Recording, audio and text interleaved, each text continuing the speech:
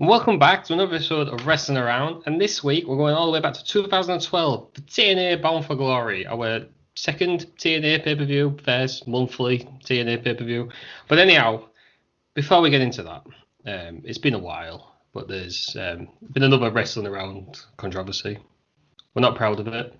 Some may say we have clickbaited people, but I would just like to clarify now and apologise for anybody who thinks this is a fucking audio script of the pay-per-view that we're doing. This is a podcast where we talk about the pay-per-view. It is not just the audio without the video, like some clown thought this week. So if that is you, turn off now because the podcast's not for you. And everybody else, join Wrestling Around for us talking about it.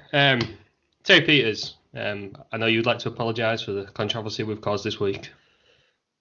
Hello, you docs. How are you two? Yeah, I know, because he only said there was two dogs. Yeah, and that's you two, clearly. You two spoke the most in the last episode, so... I don't think he got that far. I don't think you two are the English docs, not me. I think Ross introduces the show. He goes, welcome back to Wrestling Around. And then after he's done that... You just go, Peters, and you just go... So it probably didn't even get to me. Well, we probably yapped too much anyway, haven't we? So we're all docs anyway, aren't we? To be fair, I don't even care. I'm happily I'm a geek, so I don't even care anymore. Whatever. Fuck that guy. No, I'm not suggesting that guy, right? I don't know. I'm not suggesting I'm happy that he called me a dog, but I've got no problem with it. I've got thick skin, but what I am saying is I am a geek, so I can take geek. Doc's a bit extreme. My issue is, right, and I'll take it. We've made it because we've got haters, and I don't think we've also got Jeff Jarrett as a hater, haven't we, Lou? Jeff Jarrett has left us bad reviews. I've got a lot of haters on my Twitter account. You always have many haters on your Twitter account. Podcast with or without. What I'm struggling to get around is what that guy thought a 2 hour podcast was.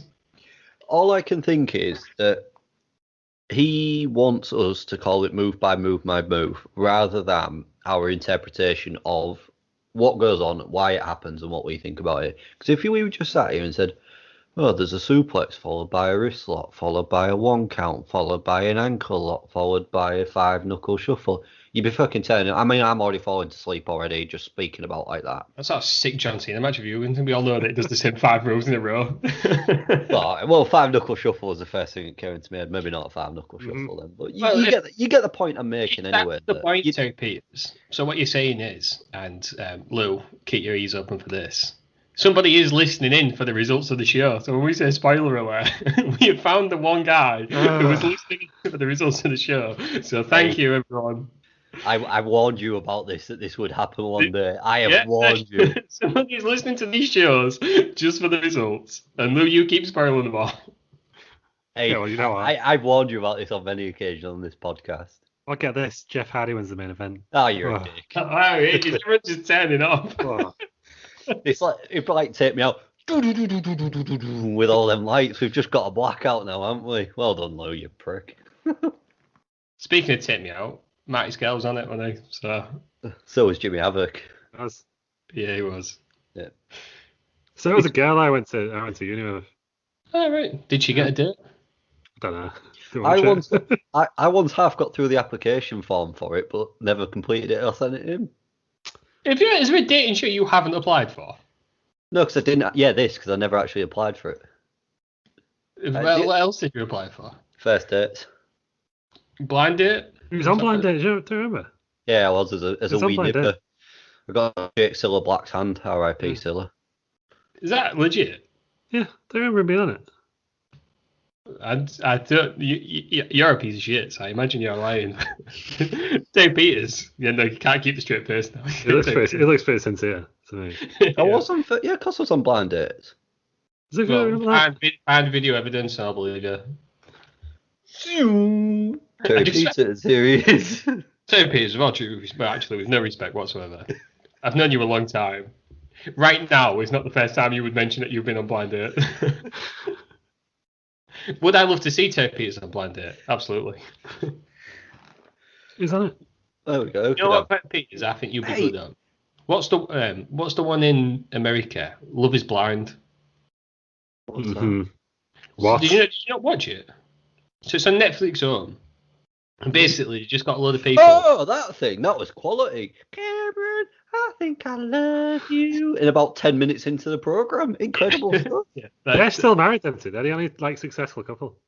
I mean, to be fair, there was they car crashes they on left that. after 3 days, didn't they? There were some absolute car crashes on that show. Did you know that many people proposing there that they couldn't take all the couples through?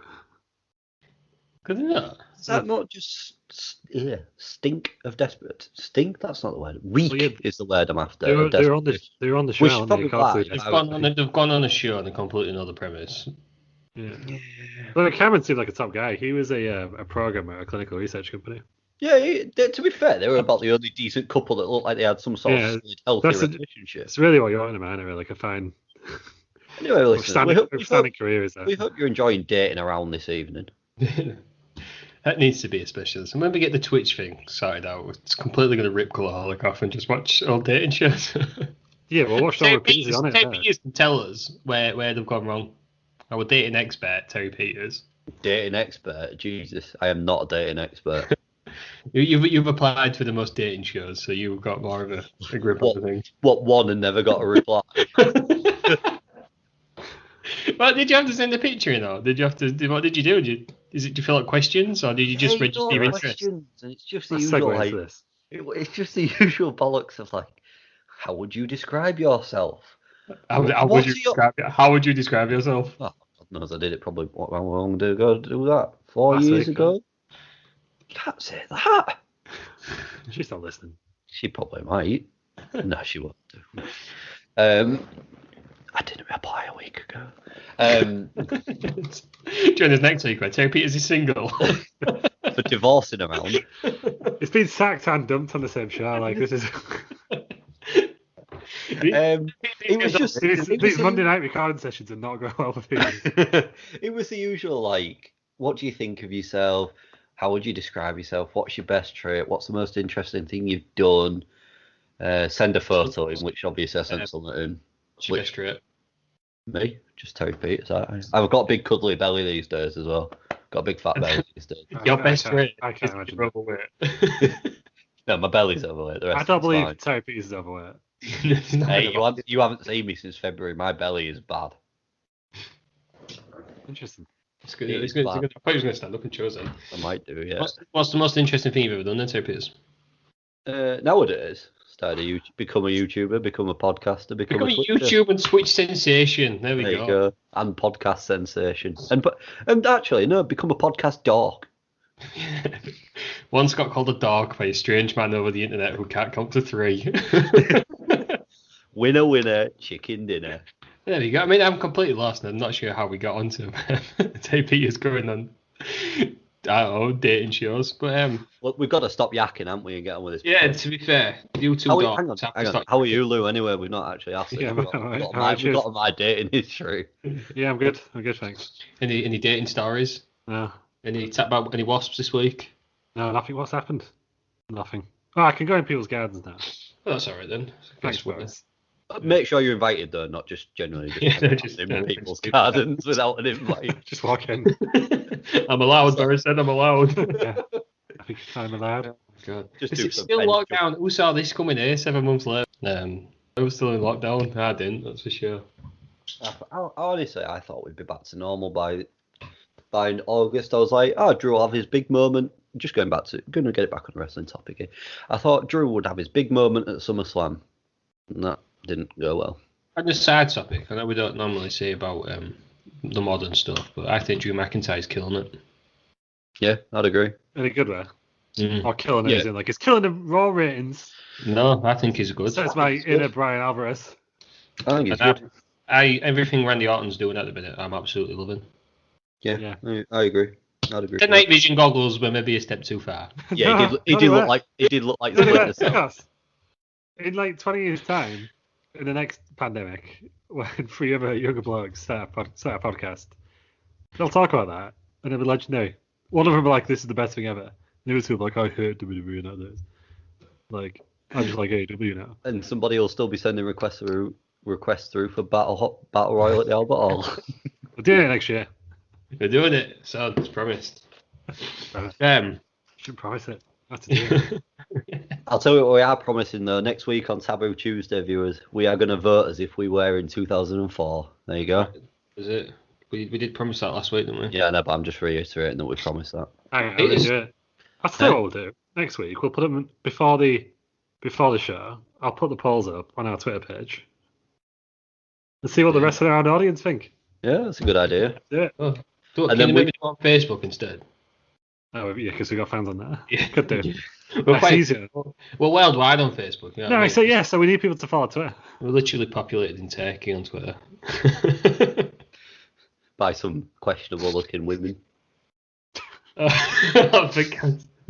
that, ladies and gentlemen, is why he didn't get on any of the dating shows he applied for. I didn't mean that. I meant that one that was offering a body out for money. Oh yeah, she was doing that. Yeah, see? That means you've made it though, doesn't it? If you get one of them. So I mean, right. I don't think she follows us anymore, so. Oh, well, she's missing out then, isn't she? So we'll get to that at the end of the show, and yeah, we'll make a decision. It's seltzer time. Woo! How long have you been planning that? What's Elsie drinking today? White Claw this week. White Claw? Is that the make? Is that the Original flavour? one. White Claw, natural lime. Natural. What? Fizzy water, isn't it? Did I tell you? Is this Seltzer Island Morrison's? Sure did. I actually got happy this weekend. I'll be back in a minute. Tim Peters has left the show. I can only assume it's to grovel to his girlfriend. Claiming he applied for a dating show later on. You're all listening. Oh, he's back with a fish head on. So. All our gimmicks, right? Get your gimmick out. I don't really have a gimmick. I just get down to business. Do you know what I mean? It looks like. Hello? Sorry, ladies and gentlemen, but I'm not sure exactly what's happening now. Tim Peters is struggling to put a fish head on. It stinks. Have you ever cleaned it?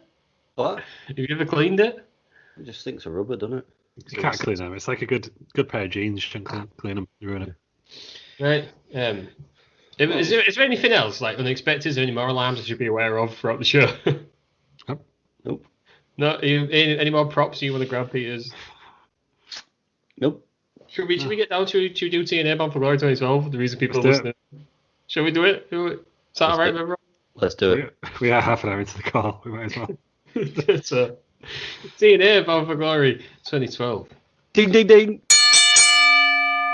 For God's sake. I knew it was happening. I'm not even shocked. It happened on October the 14th in 2012. The Grand Canyon University Arena, Phoenix, Arizona. 2,900 people there. And people are all thinking, Lou, what did them 2,900 people have to eat? I don't know. I was too busy with that fucking alarm thing that I forgot to Google it. So This is ever professional, isn't it, from the Wrestling Around crew? I've been to the Grand Canyon though, so that's something. Oh, but I didn't see a university there. Well, The best thing I did see though in the was, Grand Canyon. I went to see sunrise at the Grand Canyon.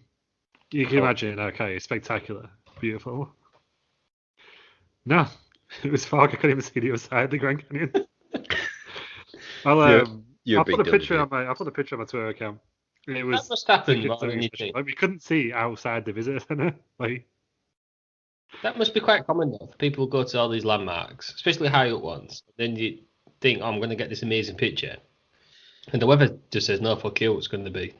I heard a story about someone who went to the Empire State Building in New York. The only time they've been to New York, went up there and it was foggy and couldn't see much further than past the railings. I don't think That must be quite brilliant. common. surely that. you should. Surely you should know that before you go up. What, that's foggy. Well, if you look up and you can't see the top, then you're not going to be able to see back down again, are you? I don't know. Come on, You've still got to do it. Me. Yeah, but, Yeah, but I think they wanted to do it. Just say they've done it on a time limit, weren't they? Yeah, you're never going to go back. Exactly. But you find out the food then, Lou. I will say this is the first Bound For Glory that wasn't held in the Impact Zone. TNA felt as though it was getting quite big at this time. Well- It's actually branching out to Arizona. I'm glad you said that, Terry Peters, because TNA are really pushing this as sort of their WrestleMania. This was the first pay-per-view they offered travel packages for. There was a VIP which included going to the first ever Hall of Fame where Sting was inducted. I've got some thoughts about that. We'll put a pin in it, Lou, because we'll get there. I always thought that either Victory Road or Slammiversary was there. I always thought Slammiversary was there. Yeah, Seems like. but it seemed like thought this did. Unless this was because it was the first one outside the impact zone that they were really big in this one up. So I'm going to say it now about the fact that they've done Bound for Glory in Phoenix. Mm. Stupid, stupid, stupid. Why? Expand. There was no one there. I mean, there was 2,900 people there. Exactly. What was that? 2,900 people. It's like 2,900 people. I mean, Come on, you've got the master degree. For your main show, you take it away from your core audience in Florida. 2,900 people. They can't show the left half of the arena because no one sat there. They leave the lights on the entire time, which made it look tiny. Absolutely tiny. Rubbish. I will say though, the crowd were well up for it. Yeah, they were. But, It was a good crowd. You know what I mean? Like, I know I always slag off AWA because it's funny. But have they had a TV taping with less than like 5,000 people so far? It kind of shows you how well AEW doing, really, doesn't it? Well, where's the alarm for that? Let's just say something positive about AEW. Let me just get back on my chair. Yeah, but like it does, doesn't it? Because like TNA always is like it's there. TNA were getting big ratings. Can you imagine? Like obviously in normal times, AEW putting on Double or Nothing and not selling out. No, that is true.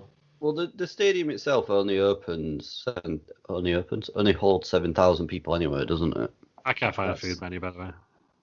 Just seemed like a really random place to put it. It was the first event they've had in the southern states. Oh. Yeah, makes no sense. They do some weird stuff, TNA. Yeah, because I think there was getting big. They did it in Japan at one point, didn't they? Bound for Glory. Well, there was a rumour, wasn't they, that they was going to move TNA to England. Yeah, but in Canada, aren't they? Mm. And then that was before Dixie Carter found out she was related to and/or Deck. And/or Deck, sorry, not Deck, and. I don't know. Deck's the one. They're both the same person anyway, aren't they? So. I believe, yeah. No, she's related to Deck. There we go. Nick McPartland. No, it's not Dick McPartland. It's Declan Donnelly. And McPartland and Declan Donnelly. There we go. Yeah, no, I thought it was just a bad call from TNA, to be honest. That's my take. I didn't mind it because the crowd. I say the crowd were up for it. The crowd sounded. I didn't realise that there was only 7,000, and that's like not even half, then, is it? No. Yeah, you're selling travel packages for those two English blokes at the front. Oh, the two juggalos. Were they juggalos? I thought they were sting masks. One of them was a juggalo, wasn't he? Juggalos. You can't keep away from juggalos, can you? The guy on the right, the bald fella, the sort of thinner one. Yeah. It's too fucking old to be putting face paint on. Juggalos are really ruining your evening. Yeah. So he had a good night, Joe, but we'll get to him later on. We had Mike today and Taz on comms.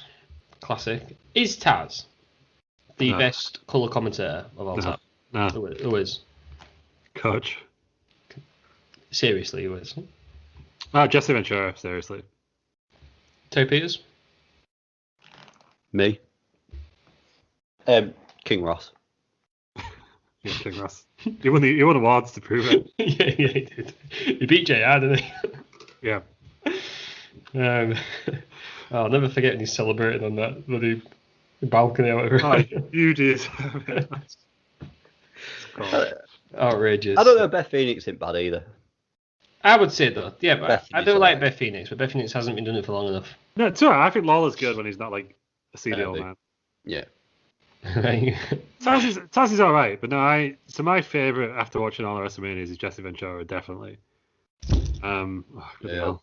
It's alright, you know. Is that controversial? Jesse the Body Ventura.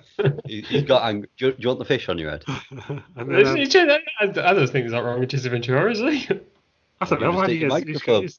He's got fuming, didn't you? You just you reckon a joint. You know what I mean? Yeah, I thought he's a bit of a conspiracy nut now, isn't he?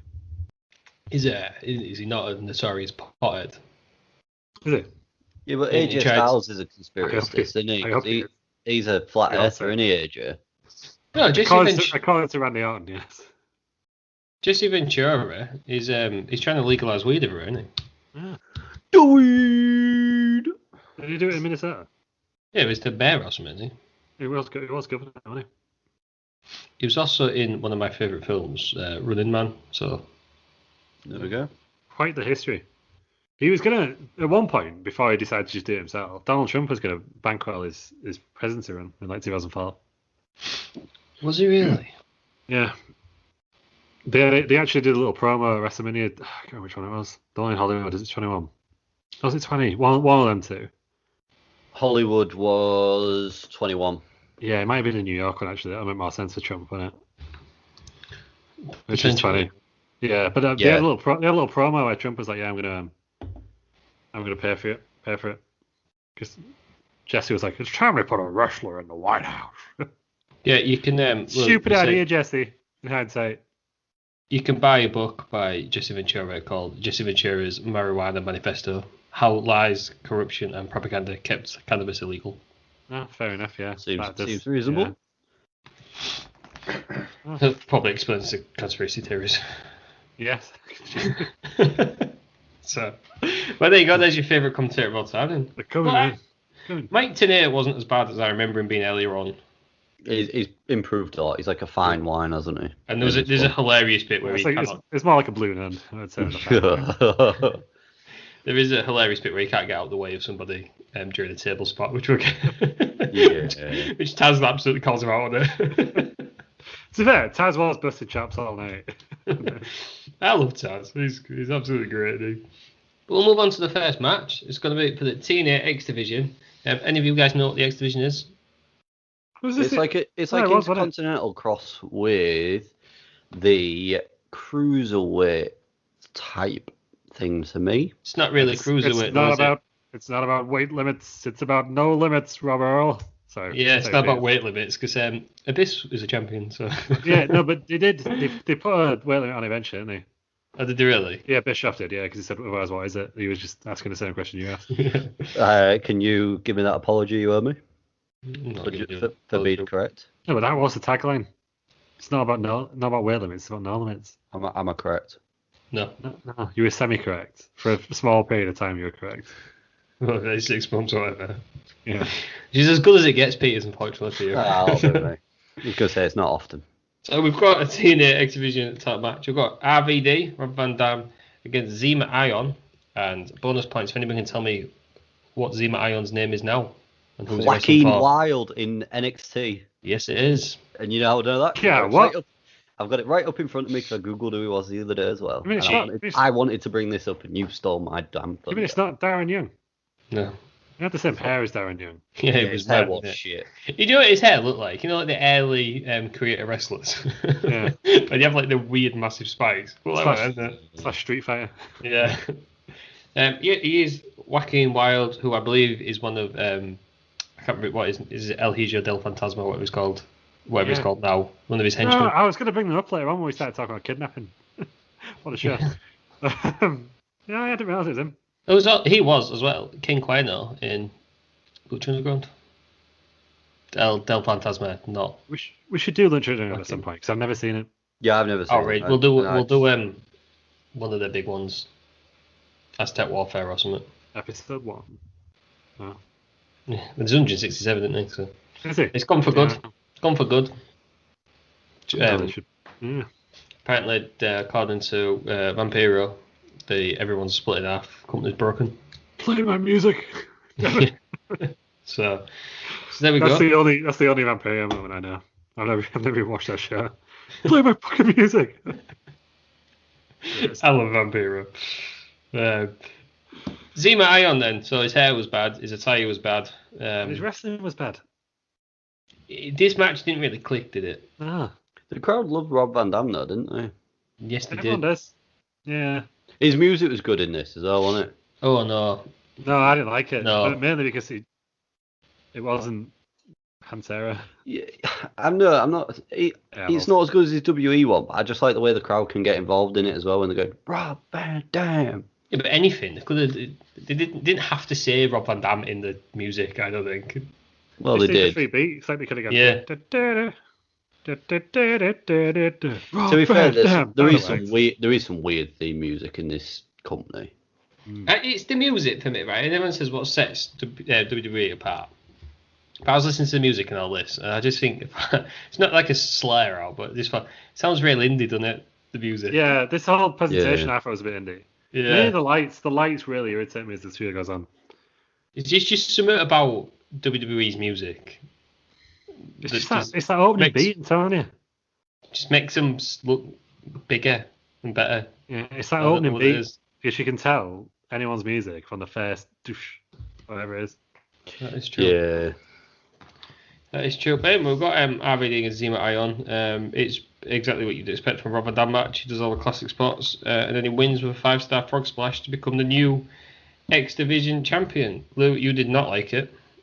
I just didn't care for it. It was just, you know what I'm like with opening matches. You need like all the excitement there. I thought it was quite exciting. But this was just a bit. I don't know. I enjoyed it because, and as well, the crowd got into it and got what they wanted, and I thought it was quite a nice opening. It felt like, and I know he's still wrestling now, but it felt like it was like just the RVD speciality retirement match kind of thing. Like it just comes out, does his shit. Yeah, and then leaves. But is that not all you need from an RVD match? I don't really know. Not when he's winning the title. Not at this point. I don't know. I just think the crowd got what they wanted, so why would they? Yeah, I don't know. I get where you're coming from. I just think RVD's good. RVD's good enough to do a proper match at this point. Yeah. What's his name? Old Joaquin Phoenix didn't have a chance today. Joaquin Wild. What? Joaquin Wild. What did I say? Joaquin Phoenix. The Joker. The Joker, yeah. You're a joker for thinking this match wasn't very good. Oh, it was just alright, wasn't it? It was, yeah. Well, I thought this was the third worst match on the card. My note was I did not care for this match. Big Davey Meltz gave this 2. Yeah, good guy. He always knows his stuff. Is old Dave. Yeah, there's no mate. Why didn't you tweet him with that opinion?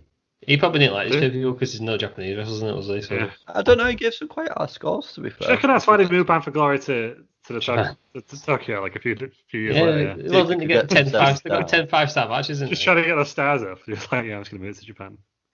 I don't know. He did give some high scores in this. He gave some low scores as well, which we'll get to. So there we go. There's the first match. We then move backstage. We've got Jeremy Borash. He's about in these shows. He's about too much. There's too much. He's in every game. Well, he announces the last match today, but why did they get rid of Christy Hemme? I thought she was doing an alright job. Yeah, what is it with Borash where they're all like, oh, Borash, what a great guy. Like, he's just... Yeah, I'm sure he is a great guy. Apparently, he still likes the WWE now, doesn't he? And there's all the cinematic matches, isn't he? Yeah. That's his thing. So he probably is, but like, I never got... All the time I used to watch TNA, it was like WCW used to do it with Michael fucking Buffer. That's fine. Yeah. But with Borash, what's the point? Just leave it. Borash. I don't think Christy do a bad job either, really. I thought Christy Hemme she's a lot better announcer than she's a wrestler. So I thought she was doing an alright job. Hey, do you know, here's a fun fact about Christy Hemme. She's got 5 kids all born on the same day. She gave birth to quadruplets. There you go. Wouldn't it be quintuplets? No, because one was already born. But they've all born on the same day. Oh, like they shared a birthday. Yeah, they share a birthday. Sorry, yeah. So the 4 born on the same birthday as their older child. Ah, there you go. I don't know. How would you know that? It's on Wikipedia. Because you were one of them children. Dun, dun, dun. Terry Hemme. That's a little plot twist. Terry Peters is Christy Hemme's child. Disclaimer: I'm not related to Christy Hemme, nor have I ever met Christy Hemme. It was quintuplets, and Terry Peters got cast aside. The runt of the litter. Imagine. Got left by the stalk. And now he's doing nothing but going on dating shows trying to get back to his mum. Oh. Writes itself, TV show that. Anyhow, enough Terry Christy Peters show. And Terry Peters' hilarious backstory. That's not true. So just in case Christy is listening, Terry Peters is not your child. I've never met Christy Hemme. Terry Peters is in fact Matt Lawrence's son, so still famous. Do you know what I mean? Or Randy Peters. There was a time where you sent me a picture of Matt Lawrence and I genuinely thought it was your dad. Yeah, that's true. And it was only a couple of days later when I saw the same picture on Twitter. I was like, fucking hell, it was actually Matt Lawrence. Not Terry Peters' dad. I worked for like a week. Ex-chap 200% of Randy Peters. That's Terry Peters' real dad, isn't it? He's hench as well. He's going to play Martin.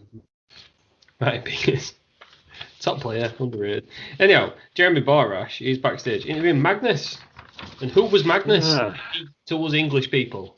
He was in Gladiators, wasn't Who was he? Gladiators for bonus Was he? point. The bigger one is Oblivion. he? Oblivion. Yeah. He's now married to Mickey James. Yeah, he's doing it right for himself, isn't he? He's the NWA World Champion now, isn't he? Yeah. But apparently now He's- he can cut a promo. But he shouldn't. Yeah. He was a bit rough around the edges in this one, wasn't he? Bless him. He'd been there a while as well. I think though you can see Rough on the something edges. there. This was the worst promo I've ever had. I'm not on It's about terrible. the promo. You can see something there. Isn't like he was there. He was physically there. But that was about it. Brutal. You could tell I'd been at work all this. Okay. Yeah, no, he's Shit been solid on, there. sure. Yeah. Red ass Lou. It's surprising from you because you normally stick up for these types of shows. This is just okay. I'll tell you the worst type of wrestling show for me is an okay one. You'd rather it be a 1 than a 5. I'd rather it be terrible. Yeah. Yeah. But yeah, that was it. It was a bad. The match was better than the promo though. Yeah, so we've got Magnus. He's going against Samoa Joe for the TV title. I always wondered that TV title. Does it count on the pay-per-view? Well, It's still on TV, isn't it? this title has had like 4 names on it. So it was introduced by Booker T as the Legends Championship. Whatever that means. Of course. Booker T. It was kind of on a briefcase for ages, and he opened it. I was like, for fuck's sake. And then it was the TV title. And I think it was the King of the Mountain Championship for a bit. Right. Yeah, King of the Mountain was something they used to do quite a lot. It was alright as well, wasn't it, to be fair? No, to that was fucking stupid as well. A reverse ladder match. What a ridiculous concept. Was it? I can't really remember now, to be fair. What do You you had, mean to a get, reverse ladder match? you had to get the belt from ringside and hang it to win. Yes, you did. That's That does sound horse shit, That's actually. just different for the sake of This being is the same. different. This is the same company that had a reverse battle royal where you had to fight to get into the ring. Yeah, fair dues. You can't really say outside, can you? So I think it might have only had 3. It's defunct. No, then they replaced it with that Impact Grand Championship, didn't it? It was like MMA style. Oh, is that the one where they got judges and stuff? Yeah.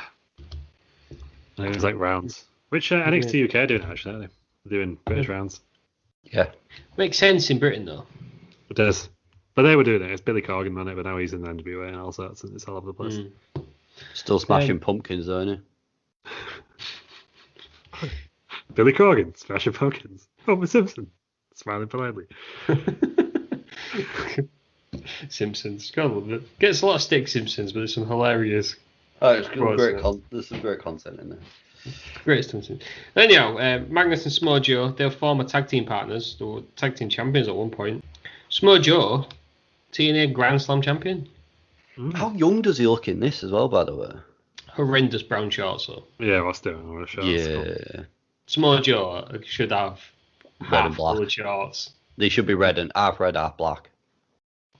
I don't mind when he has other colours, just a half black and half something else, but just not these horrendous. They almost, I don't know, like velvet shorts. He basically nicked them from Viscera's pyjama bottoms. Yeah, maybe he did. There you go. Big Biss, There you go. giving away his Was this bottom. before or after he was kidnapped by ninjas? Well, they certainly ruined his night. I don't know. I genuinely don't know when he was kidnapped by ninjas. Like, Something I'm sure he like it changed, didn't he, when he was kidnapped by ninjas? He feels like this would be pre-ninja kidnapping because this feels very sort of original TNA. He said he had the mohawk, though, didn't he? Yeah, and he used to wear really tight shorts, like sort of Charlie Haas shorts. Yeah, I don't know. I always thought he was a bit Back in in the between day. on his thing, to be fair.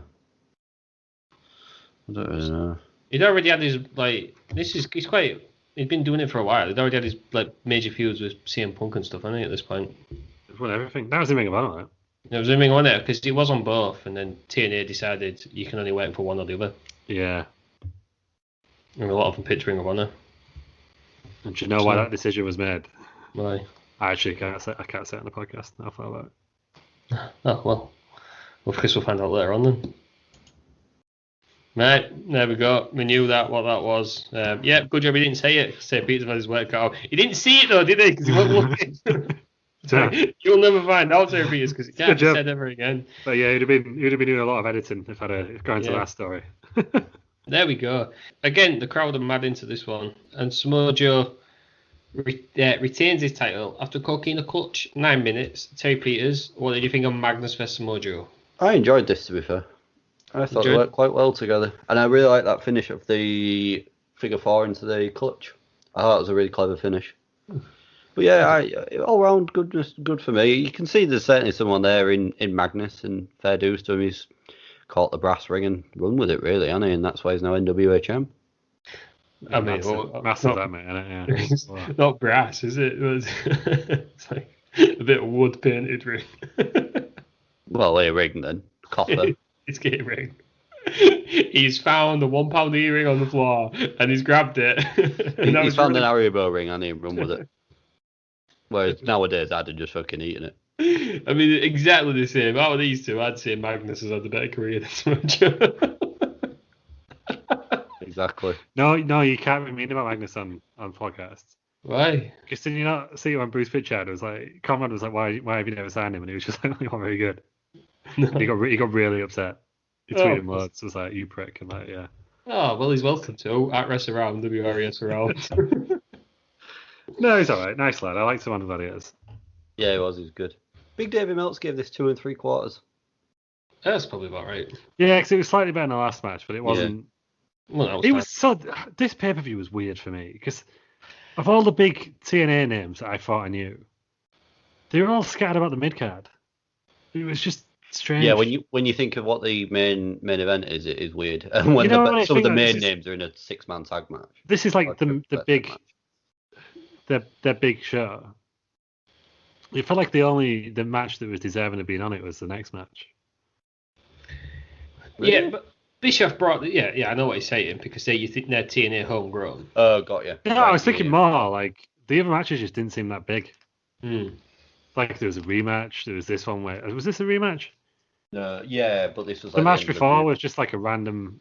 I do get where you're coming from now. Like if it's gonna be like WrestleMania, the feuds end, don't they? Yeah, but the next match, the feud ended, didn't it? A lot of build-up. Yeah, that's something. The next match was the only one that felt like it was deserving of its place on the card. Yeah, there was. Yeah, fair dues. The others just didn't. It was weird. Didn't feel like a big event to me. I don't know if I said that a couple of times already in this show. Yeah, I know what you're saying. See, the thing is, there was a lot of people in here I thought were scattered about the mid card, the ones who you think are TNA legends. Yeah. But listening to Bischoff, and he was doing one of his TNA ones, and he said people in TNA were obsessed with homegrown talent, and he was just like, well, why? I think it's probably because their homegrown talent was really good. Whereas you look at sort of WCW's homegrown talent, and who did they have other than Goldberg? Yeah, but if you're a wrestler, Horace Hogan. Yeah. If you're a wrestling fan, what does it matter with where they come from? Well, yeah, but because they were connected as well, weren't they, to the Indies, and obviously even back then, everyone loved the bloody Indie Darling, didn't they? When you look at it, Ring of Honor was not as mainstream as what it is now. And I think a certain percentage of the crowd love an Indie Darling, but the people who actually go to these shows and want to see the big stars. Yeah, but they were the big stars. No, I think people slag TNA off for jobs for the boys and Booker T and the main event Mafia and all that job, but they're the ones who draw. Yeah, but I see what you're saying, but I also, I'm going to disagree with Eric Bischoff. No, like what's going on? But you need.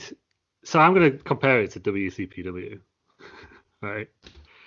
When that started, I thought that they did the best job of any new promotion in mixing established stars with, like the homegrown talent, as it were. Like, look how they use like Kurt Angle to turn Joe Hendry heel and stuff. And it was a nice mix. And then when it became Defiant, they focused too much like all the indie stars that it was in every other company. And the kind of people like Martin Kirby, Joe Hendry got pushed down the card. And no one cared anymore. I feel like you need a mix. And it just feels a bit weird that... I don't know. Like, Austin Aries and Jeff Hardy, I guess, were TNA stars at the time. But it felt weird that they're in the main event and you got Samoa Joe just like curtain jerking. Right, I'm going to throw another 2 pence in here. I think this time... TNA could have felt very much a parody of WWE, kind of like WCW ended up. And I think maybe they focused too much on those ex-WWE guys than they maybe did than the people that had built them there and got them that reputation as a company than the WWE guys. I can see you're not happy already from that look on you. I agree with Peter. I think it's bollocks. I just think homegrown's bollocks. So if you're a football team, right, and you're in League Two and you get promoted to the Premier League, you're not going to stick with the lads in League Two. You're going to get the big guys. You clearly never played Football Manager from a team from level. Yeah, that's and you'd have someone there, wouldn't you? You'd have Ian Ashby. Yeah, and Andy Dawson, Ryan France, it's not that common though, is it? No, you don't want everyone, but you want some people up there. You don't want to wholesale replace. I just don't see I don't think where it matters where they got trained. It's ex WWE guys. No, it's more that they're older, isn't it? I think that's the issue. Like if they got someone new up and coming in, or someone young from WWE, that'd be fine. But where's Hulk Hogan? Look at Hulk Hogan. It's like he can barely move. Yeah, but it's not wrestling. Look at Sting. Barely move. Sting had like 8 years left. Problem with getting people from elsewhere. Oh no, there's no problem with getting it. I just think you need to mix it in. I don't think you can wholesale replace your top stars. Yeah, so again, like going back to WCW and Defiant, after like a few weeks after Joe Hendry lost the title, they were doing like Will Ospreay versus Marty Scurll in the main event, and no one cared because you could see that anywhere. I guess it's slightly different. I understand what you're saying. Yeah, it's like stuff that we've seen before. I'm going to praise AEW again. Hang on, before you get into that, let me just get back up. Let me sit tight in my chair. When you said you should reward the people who got you there, if you keep going with the people who got you there, you will never get better. No, you should reward your fans. No, it's not rewarding the wrestlers. Who cares about the wrestlers? Exactly. I agree. But it's rewarding the fans, isn't it? Who invest in those characters. I agree what you're saying, but I don't think. I think they went too top heavy. I think Kurt Angle was fine because again that was at the right time. I think Christian was fine at the right time. To get Booker T, Mick Foley, Ric Flair, Hogan, Bischoff. Steiner was there, wasn't he? Steiner was there a long time before that, though. I think. If you're a casual fan and you see a show with all them on, you're more likely to go to it. No, you're gonna think, fucking hell, I've watched a show from 10 years by accident. Yeah. I don't think you are. No, but like AEW, it's very stale. I think there's a reason like AEW haven't gone too far with like Chris Jericho versus Jon Moxley, even though it's the two top stars. Because we've seen it in a cage match already. Yeah, because you've seen it in WWE. You've got to mix it up. It's like the same reason WCW started failing in the end. They were doing Hogan versus Warrior in like 1998. Yeah. What we're saying is here, Ross, you're a dork. Well, I just don't understand this homegrown talent politics. I just think get the best people. I get your point. I get your point. You need a mix because you need fresh new matchups. This just felt like it was just all the big stars. Let's stick them to the top of the card. It was just weird. I guess we'll agree to disagree. But we'll move on. Everyone's favourite backstage interviewer, Jeremy Borash. Woo! He's there with Bobby Roode. Oh, we should have had a Borash counter for this. There was too much. He's a Jeff Jarrett of the show. Ding ding. Just every time Borash comes on, ding ding ding. I just don't think they didn't need Jeremy Borash in between every match, did they? They didn't need an interview in between every match. Between every match, there was a goddamn interview for the next. I'll tell you what else. Overkill. It was absolute overkill. And then they followed it up with a video as well for the match. You just think you've just shown me you've just shown me the interview. You've just shown me the goddamn fucking promo for the match, and now I'm about to watch the match. I'm bored of it. I'm bored. Right, Peters. And then after the video, let me get the fish head. Who comes on the voiceover? But the Impractical Joker's voiceover guy. He's on the entire show, isn't he? So he's going to go, now, that's one more for Merle on a loser board. He was like, and now it's a street fight. What? Yeah. That was weird. I know Impractical Joker's was now this time, I don't think. No, I think it was it? No. I don't know. Not 8 years old, is it? It could be. It's been on a while. I don't know. Also, while we're on Impractical Jokers, the UK version. 2011, 15th. Yeah, it was. While we're on Impractical Jokers, the UK one, I'm not talking about the original UK one, the second UK one, where they did it properly with actual friends rather than just 4 random comedians. The reason that show failed was because of Matt fucking Edmonton. I thought it was just the one really good. Never seen it.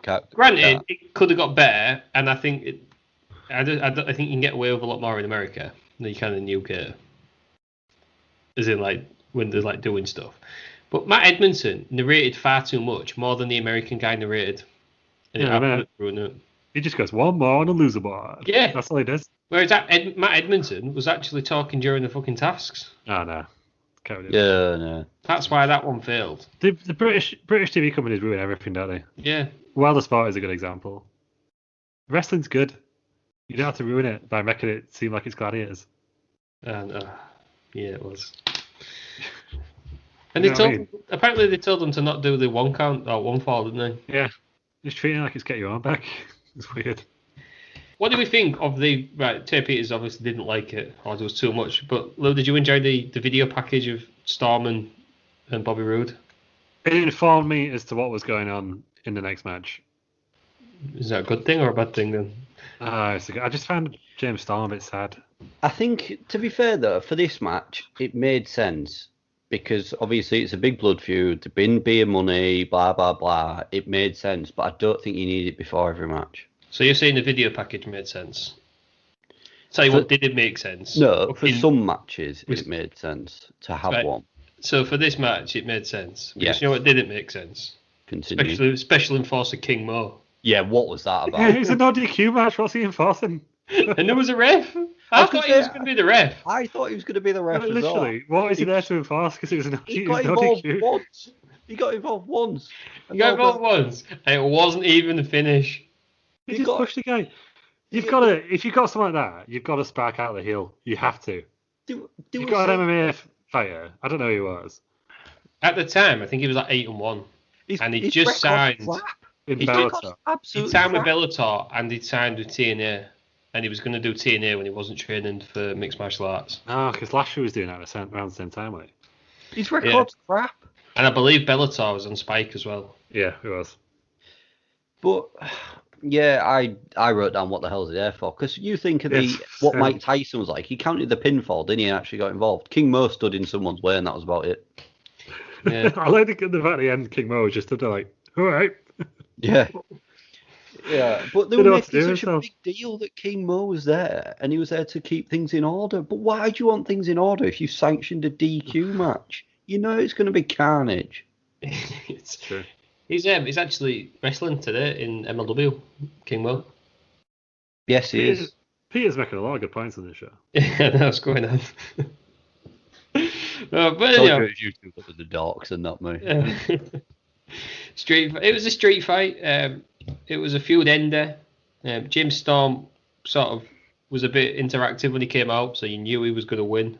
That's the thing with James Storm, isn't it? You can tell if he's going to win or not. I mean, how weird as well. Just on a side note, was it not to see Bobby Roode come out and it not be glorious, just to hear the song? Yeah. No, but having seen Bobby Roode come out and his full gimmick, I can't believe they was ever not going to give him that song. Oh, what with the robes and that? It's going to be Nakamura, isn't it? Yeah. Yeah, I can't believe it was ever going to be Nakamura and not like it was not designed for Bobby Roode. Yeah, it would not make any sense at all for Nakamura. No. I think these two are brilliant though. This was by far for me the best match on the card. It's 17 minutes. I'd have put it as my second. My second as well. Yeah, my second. Yeah, today. Right. Well, we'll get to them. The next match. Call Peters butter because he's on a roll right now. Oh God. Say Peters never needs to be spread. So there you go. I definitely did spread on the first date. Oh Christ. Let's leave that there for a minute. We'll let it fester. Mike today praised him earlier on in the show. What the hell was he doing here? Get out the way.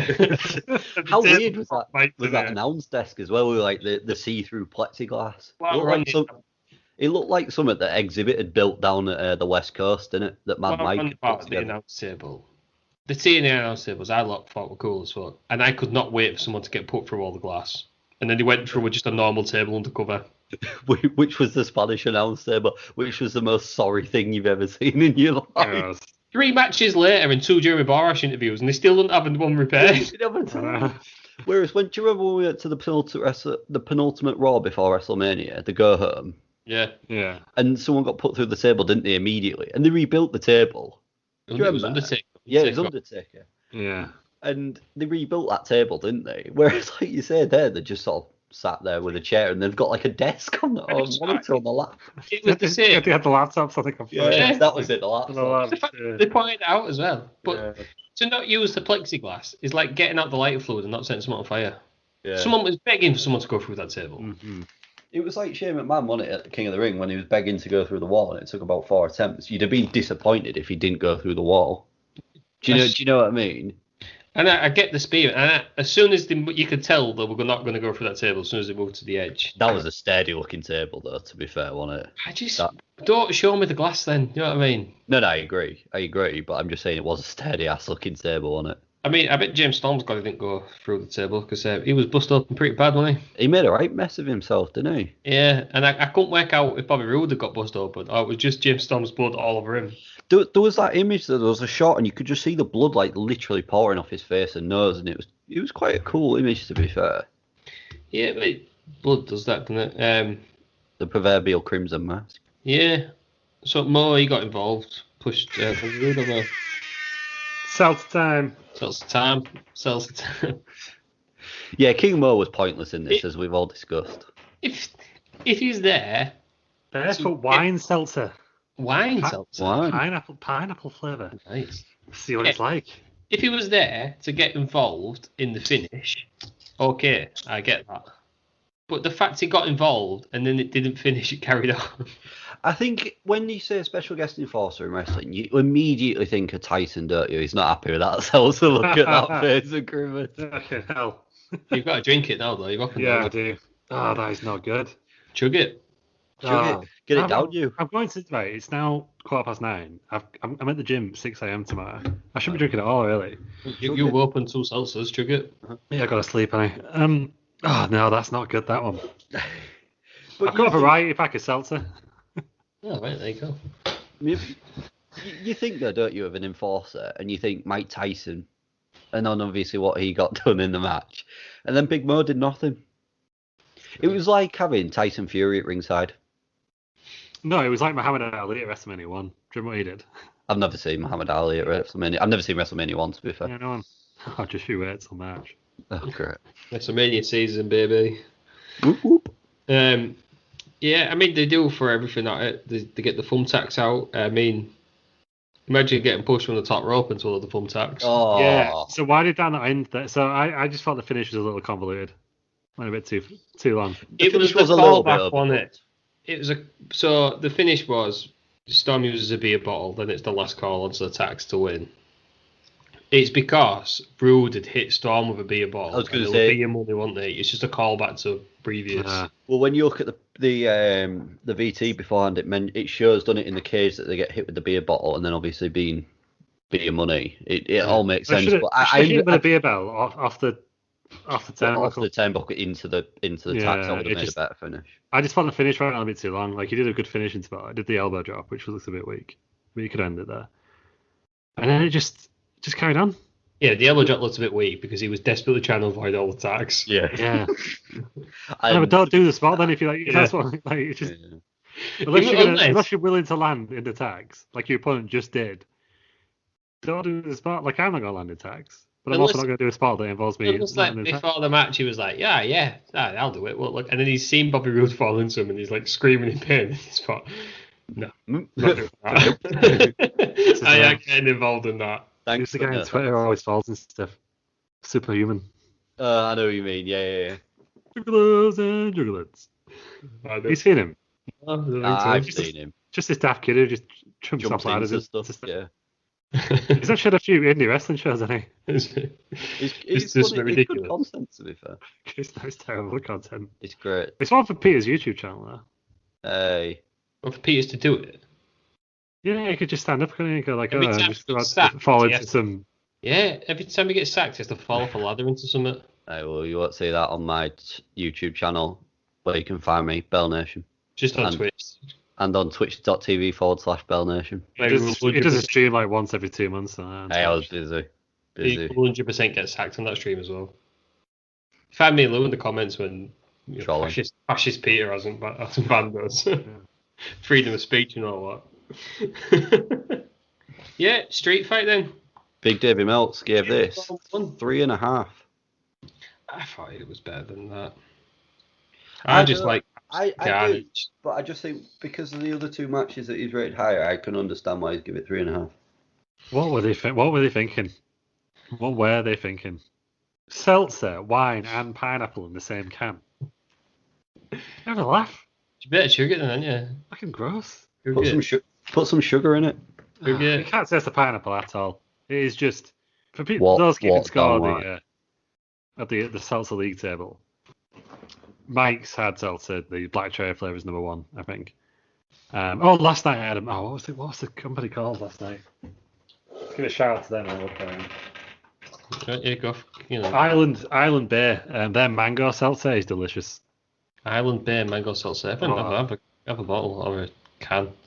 Yeah, that was glorious stuff. But this barefoot wine seltzer, I didn't think it'd actually be wine. I just thought it was just barefoot, just expanding. I've been in a similar situation to you, Lou, because I once had a wine beer and it was fucking disgusting.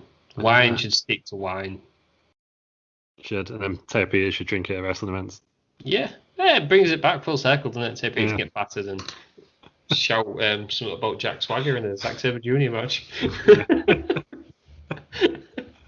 Classic stuff. At least 25 minutes after the Jack Swagger match had finished.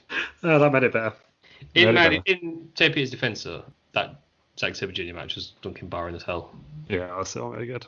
So, speaking of people barring as hell, Joey Ryan was backstage with Jeremy Borash, and then had potentially the worst match I've ever seen against Al Snow. Yeah, it's terrible. Should we leave that one? We'll leave that one. Well, Matt Morgan come in. That was the only good bit about it. David Meltz gave it 1, which sums it up. Matt Morgan is one of the weird ones, isn't he? Why he never got bigger than he was. Yeah, funny you could control that stutter. I think he's one of the people, isn't he, who had a better TNA run than WWE run. Yeah. And now he's a politician, eh? Yeah, he's a mayor or something. We covered this last week, didn't we? It's in the archives. Really. But yeah, David Meltz gave this 1 star, went on 8 minutes 21. 8 minutes 21 too long. Yeah, there we go. We'll say no more about that. We're going to TNA veterans at the time. They're still going now, albeit under a different name. Christopher Daniels and Kazarian, they're backstage with, of course, Jeremy Borash. This is a TNA show about fucking Jeremy Borash interview between every single goddamn match. Jeremy Borash here. What is going on? Why does this person exist? Does he call himself JB? JB, yeah. They had JB and then they had DW for a bit, didn't they? But she was just always like, just having to go at Arthur. I was just sick of it. But, didn't know what you were saying then, but I got it at the end. What a wonderful time to do. Where we can learn to something and play. Get along with each other. But having fun isn't hard when you've got a library card. The best episode of Arthur ever, and I will in nothing else. No, it's the best ones I want to sing in Moose. Nothing. It's that one. Jekyll Hyde was great. Jekyll hard, Jekyll. Yeah. Having fun isn't hard when you've got a library card. Who can forget the absolute classic of just a bit of homework? A little bit of homework, just a bit of homework. If you don't know what we're on about, viewers, or listeners, sorry. Everyone knows what we're on about. I don't buy it. Nobody. No. It's an American show. It is American. Is it? I thought it was British. Did you know the singing Moose is Art Garfunkel? How could you think it's British? Shock. They all speak an American accent. They're all American. You go to an American school. I hadn't seen it for years when I was a young, dumb kid. Is he an advac, though? And you don't like one. basically, because it was on English TV, I just assumed it was English. No, nice. Straight up. So anything on English TV you assume is English? I don't know. Wait till we talk about wrestling's best. Somebody... That is some of the absolute most bollocks I've ever read. Actually, we're doing like best British promotion, best British wrestlers later on, and Terry's like fucking Hulk Hogan. Well, it was on British TV, so it must be British. So what about like Recess? I didn't really watch Recess. What? I don't believe what I'm hearing right now. That was on Nickelodeon. I associated that with America. Dig it. Yeah, but Nickelodeon was on British TV. I can't this like Recess was Disney. British. Recess was Disney. Yeah, Recess was. Yeah, dig it with Des, wasn't it? I'm fucking fan of that. Anyway, wrestling. I just know. I want you to know what you've said is wrong. I say many things that are wrong. Yeah, that was Singing Moose was Art Garfunkel. Who was singing Mr. Ratburn? That's the interesting. I don't know. So, just a bit of homework. Do you know what I mean? Anybody watch that? I've watched it back on YouTube several times. Outrageous. Is it on Netflix? Arthur should be. Every child should grow up watching Arthur. Speaking of cartoons of our childhood, like just because we're going wildly off topic anyway, Animaniacs is coming back at it. Is it really? Yeah. Good stuff. We've Pinky and the Brain also coming back as part of it. Pinky and the Brain. Brain. One of them's a genius, the other one's insane. They don't make kids' TV shows like they used to. Remember Biker Mice from Mars? What were they smoking for that? You know what I mean? I think I checked out at that point. I don't think I saw it. I've heard of it. I never watched it. Biker Mice from Mars. So basically, someone's decided. Was it Biker Mice from Mars? Yeah. Is that Someone's decided we're gonna have a show about motorbikes, but can't have people ride them, so we'll get like mice, just in case that's not enough. The fucking mice. They get also the cartoon mice get all over the place, don't they? Also, do you know what I heard was making a comeback? I can't remember the name of the show, but it was like the Aardvarks or something. No, was it the Aardvarks? No, raccoons. The raccoons. Do you remember them? Where the bad Aardvarks. And raccoons are bad. Raccoons are a separate species to aardvarks. Yeah, no, but there was. You'll know the picture when I show you it. Let me just. Sorry, everyone. Well, but this was big news, and I absolutely loved this show. People have tuned in. People have tuned in to see the actual TNA Bound For Glory, and they're getting cartoon discussion instead. How do I send this then? It's better. And this is why we're dorks. No, we're not. That guy's a jackass. So. But he's listening right now because he actually listened to it. And thought, this is quite good. Yeah, he loved it really. He just thought he'd do a bit of trolling. Cool. Yeah, let's send that. Copy image. Get it in. What is going on? What's he doing? It's the Skype chat. Oh, this. Well, this tag match that's coming up anyway is the best match of the night for me. Here's that. This tag match. Yeah, click on that. Okay. Wow, I was confused by Peters. Right. I thought the other tag match was the best match. No. Yeah. The one before the main event? Yeah, surprised.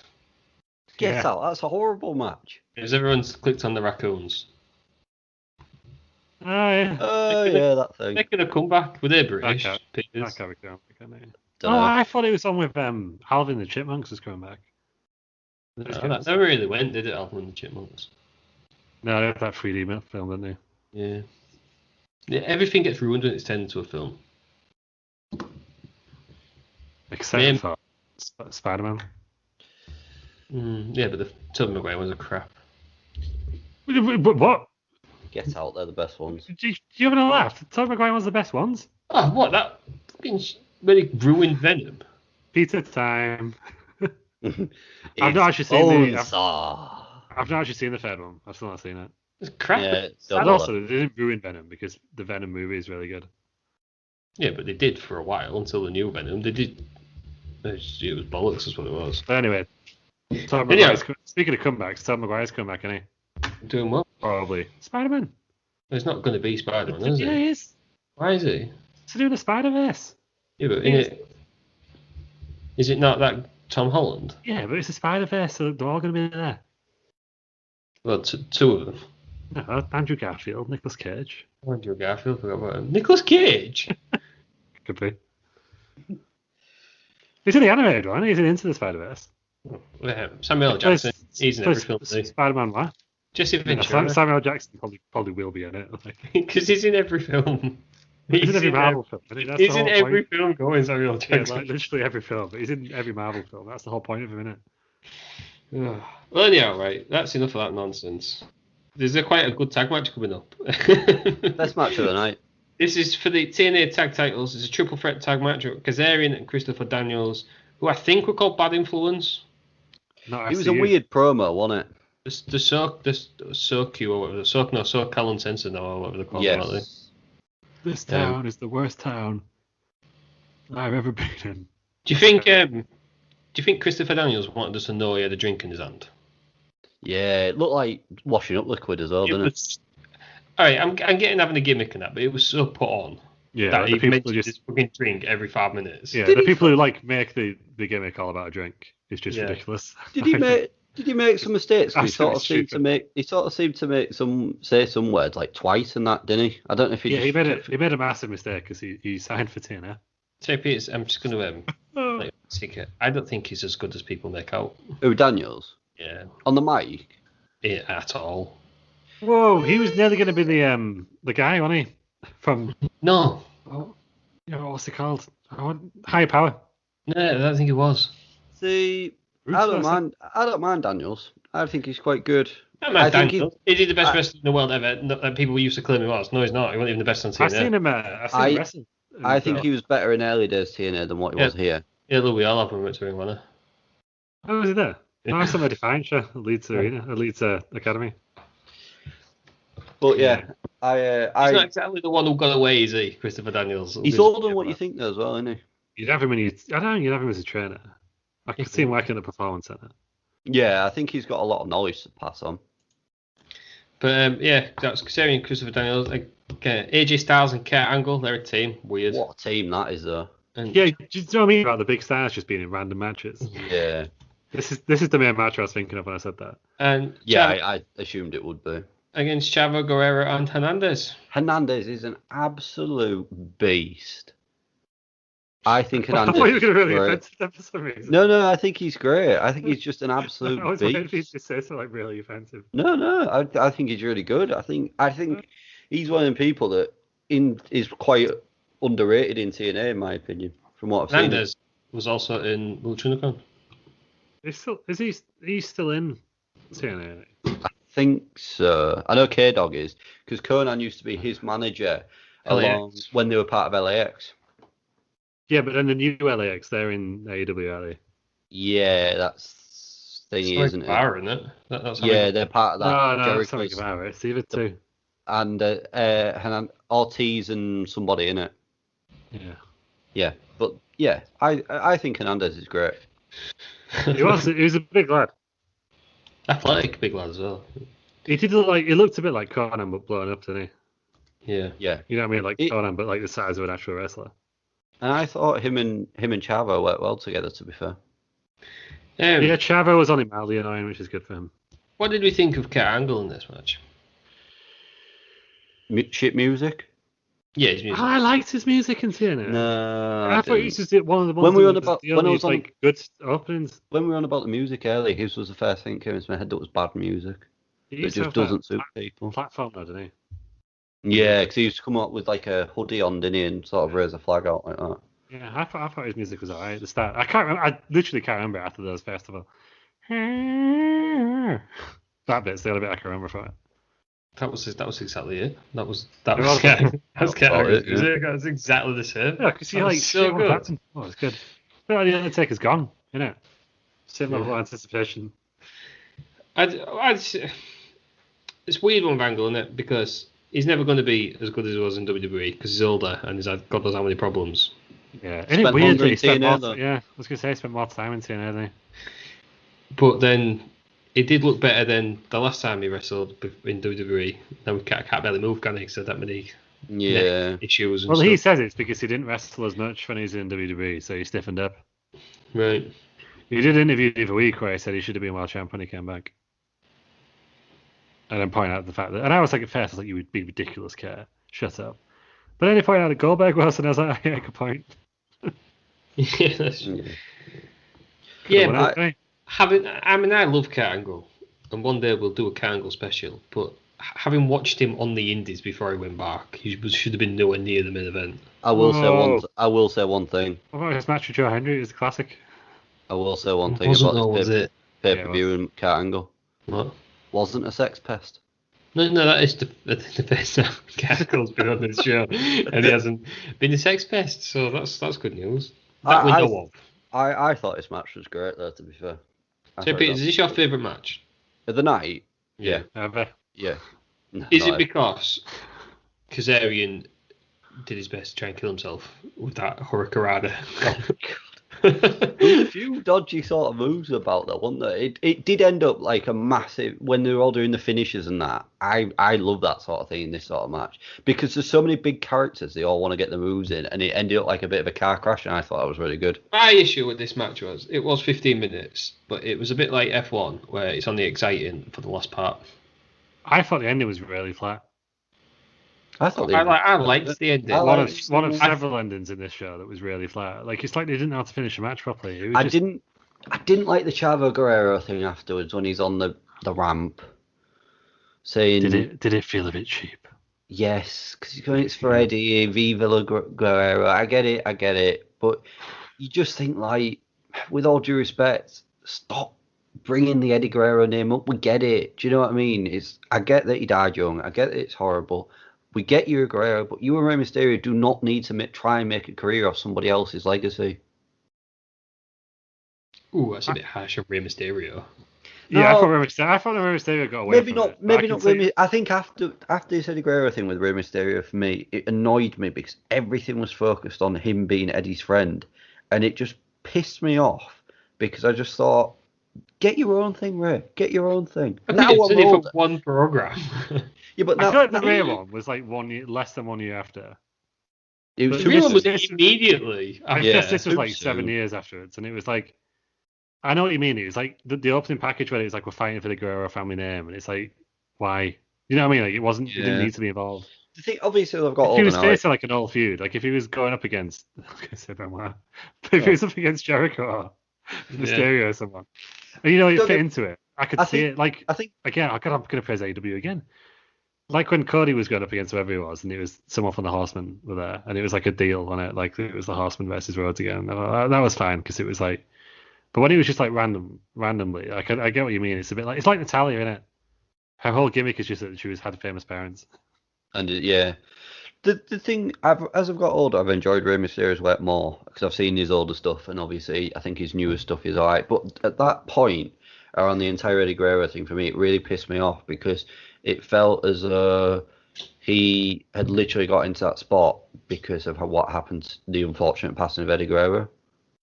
That's just my opinion on it. I felt as though he was incorrect. I think you're casting. I did watch SmackDown at the time, and I think you're categorically wrong.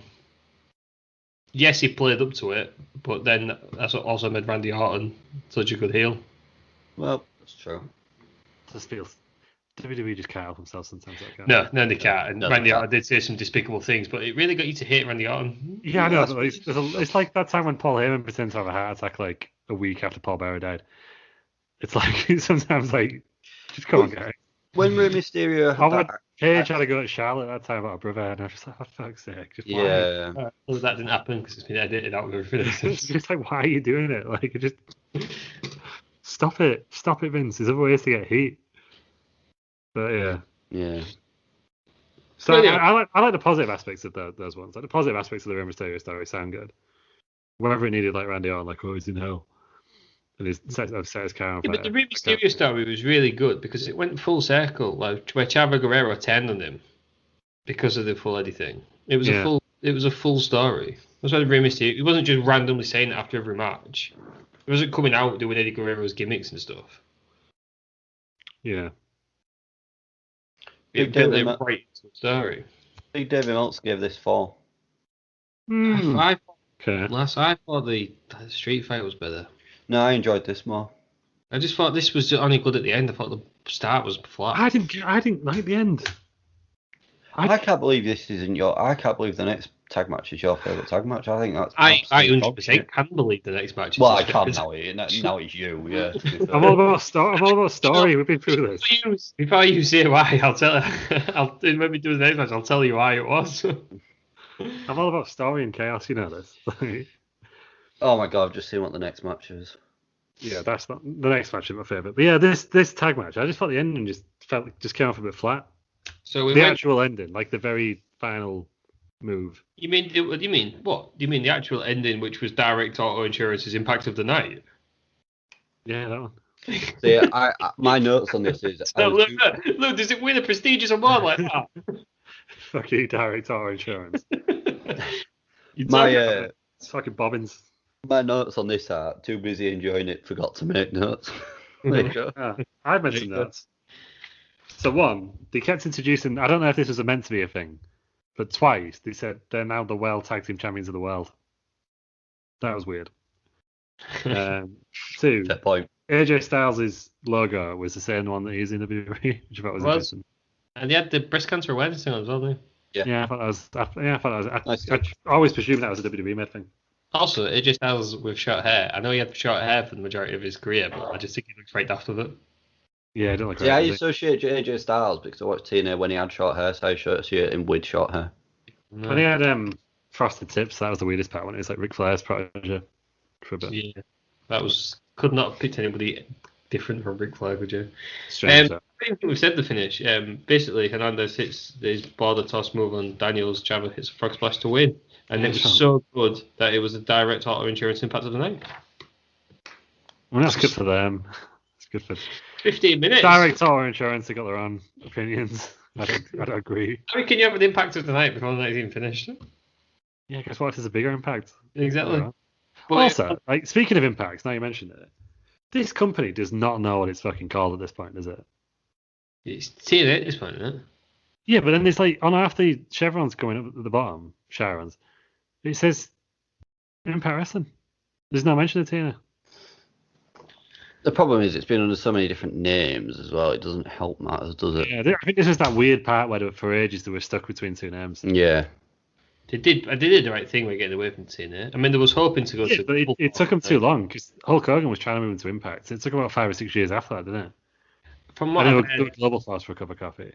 Yeah, but that was Jeff Jarrett. Then. That was Jeff Jarrett, wasn't it? Yeah. Or the Global Force. But from what Bishop was saying, I think some people thought TNA was a good name because it got people watching it. They like directors and stuff. Yeah, it's not happened. Yeah.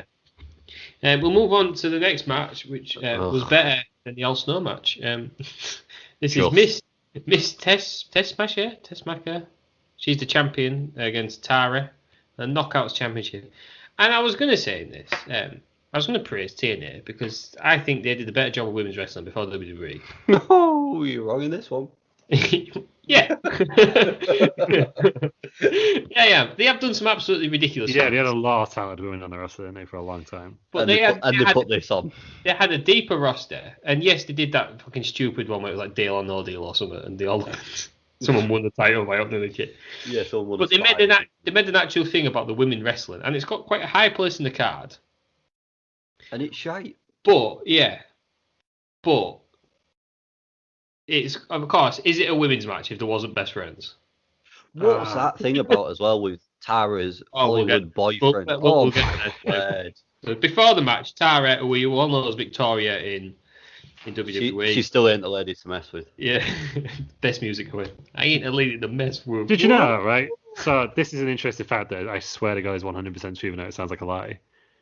That music is one of Nicki Minaj's first songs.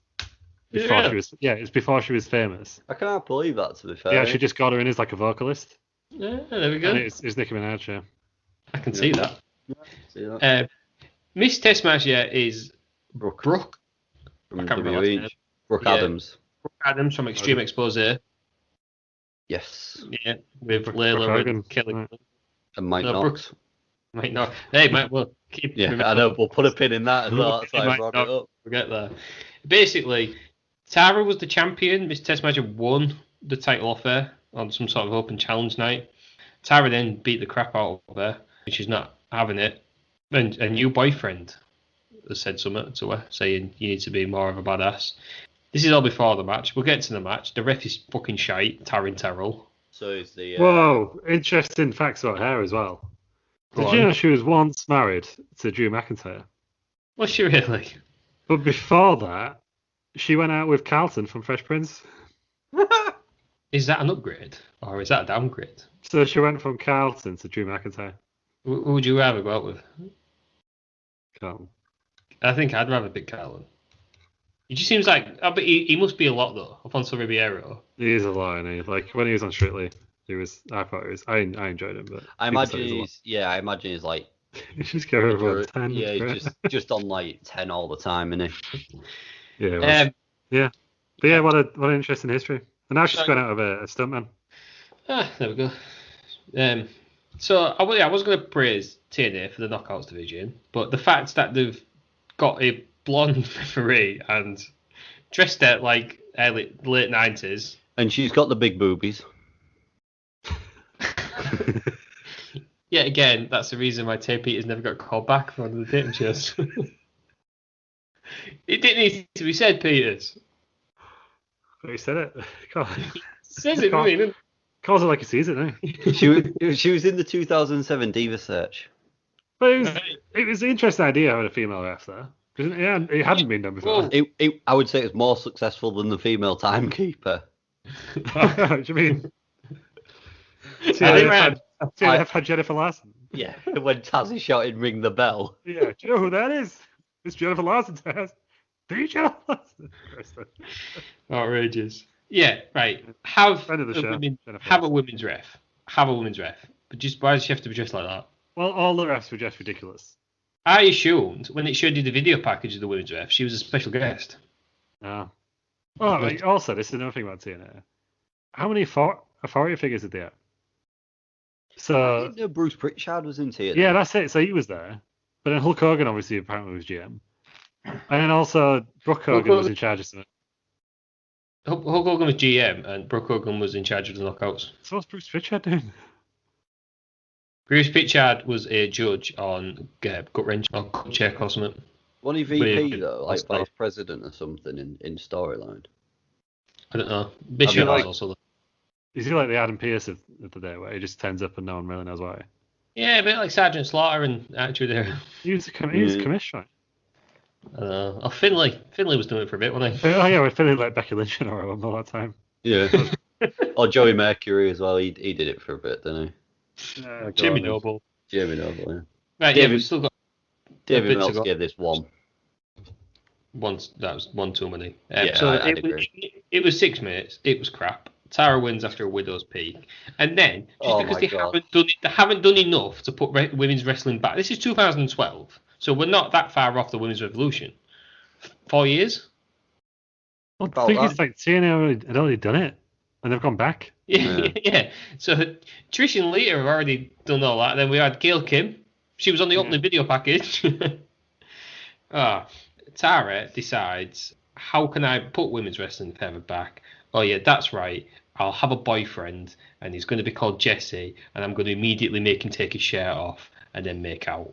Oh my! So is she going? Get that shirt off before you come to the ring, Jesse, baby. That was Jesse from Big Brother. Jesse from Big Brother. He was on about 18 different Big Brothers. He became a wrestler afterwards. Taz was loving it, to be fair. He's like an American Adam Maxted.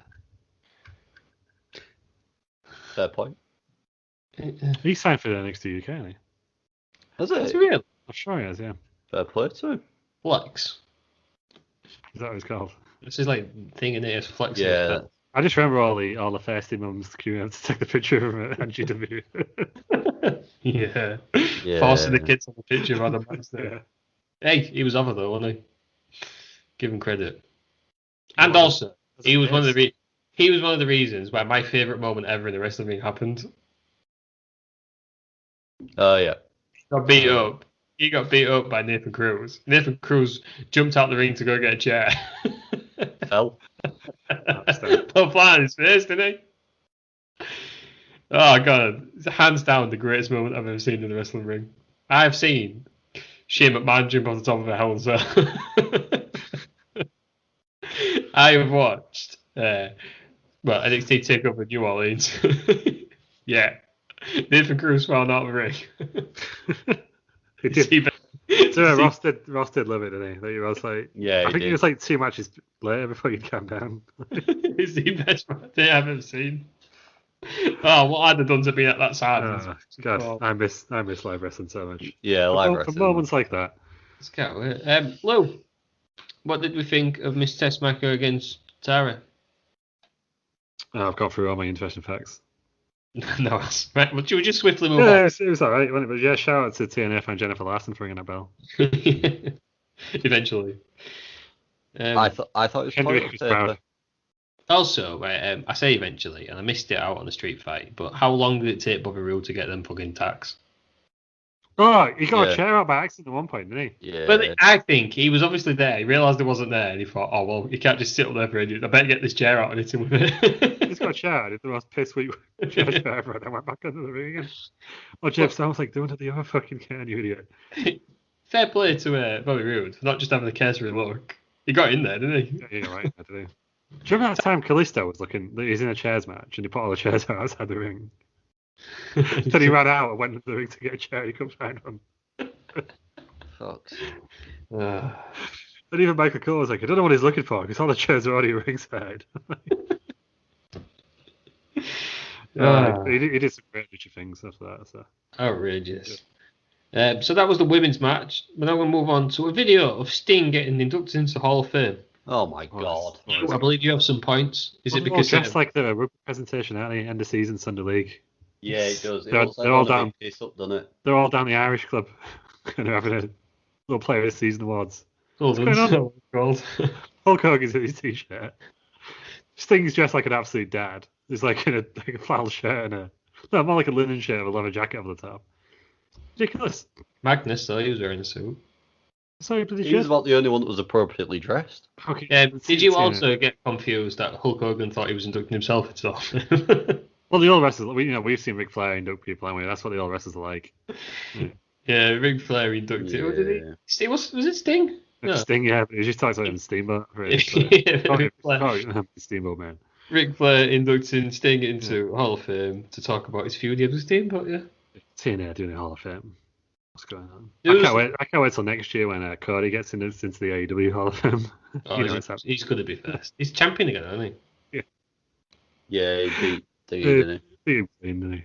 He's going to Come put. Have you heard the rumours he's going to put himself in the Horseman? Of course he is. he? He's just an ass, isn't he? Of course he is. He's just Jeff Jarrett. It's him, Ty Dillinger, and the Revival in it. Yeah. I mean, Mongo McMichael will no longer be the worst Horseman ever. I know, it's fucking Ty Dillinger. Okay, Ty Dillinger. This What makes could you me- do? I could say 10. Everyone was like, but Ty Dillinger, I've got nothing against Ty Dillinger, except the fact I queued for God knows how long to meet Samoa Joe and he fucking turned up. You were the other one. Yeah. And the Oh, line right. of idiots left. Well, He was oh. watching Big Show in the ring, wasn't he? Who did we meet? We met someone cool afterwards. Oh, we met Ron Simmons, didn't we, afterwards? Met That Ron made, Simmons up for it. after. That made up for it all. It's been edge, hasn't it? That was a sad moment in our lives. We met Sami Zayn and then Who oh, else Sami did we- Zayn no before. Sami Zayn was the day before, wasn't it? Yeah. Then I think we walked around I after Sami met Zayn. and- female Africa, so that was good. That was that was that time, wasn't it? That's after that. That was the time after. But anyhow, as I'm saying, I've got nothing against Ty Dillinger. But when he got released, never saying, oh, he's going to be a main event. No, he got released for a fucking reason. He was nowhere near the top of the card because he's shite and boring. The 10 count is very annoying. He's just vanilla. See, I like Vanilla Ice Cream. It's like the Revival, right? Yeah, they had some good matches in NXT. Again, Peters has just dropped a bombshell. Well, Say it again, Peters, please. I like Vanilla Ice Cream. He likes vanilla ice cream. It's my favourite ice cream. I'm not surprised one bit. And Ready Salted are my favourite crisps, and water's my favourite drink. What'd you get for? I was going to say what meal deal did you get, but you can't eat anything, can you? I would say ham is probably my favourite sandwich as well. That is you. You are the. Oh, outrageous. But yeah, it's like the Revival, like going to AEW as well. I'm just swapping over here because I'm just going to slag AEW off. Have I missed them in WWE? No.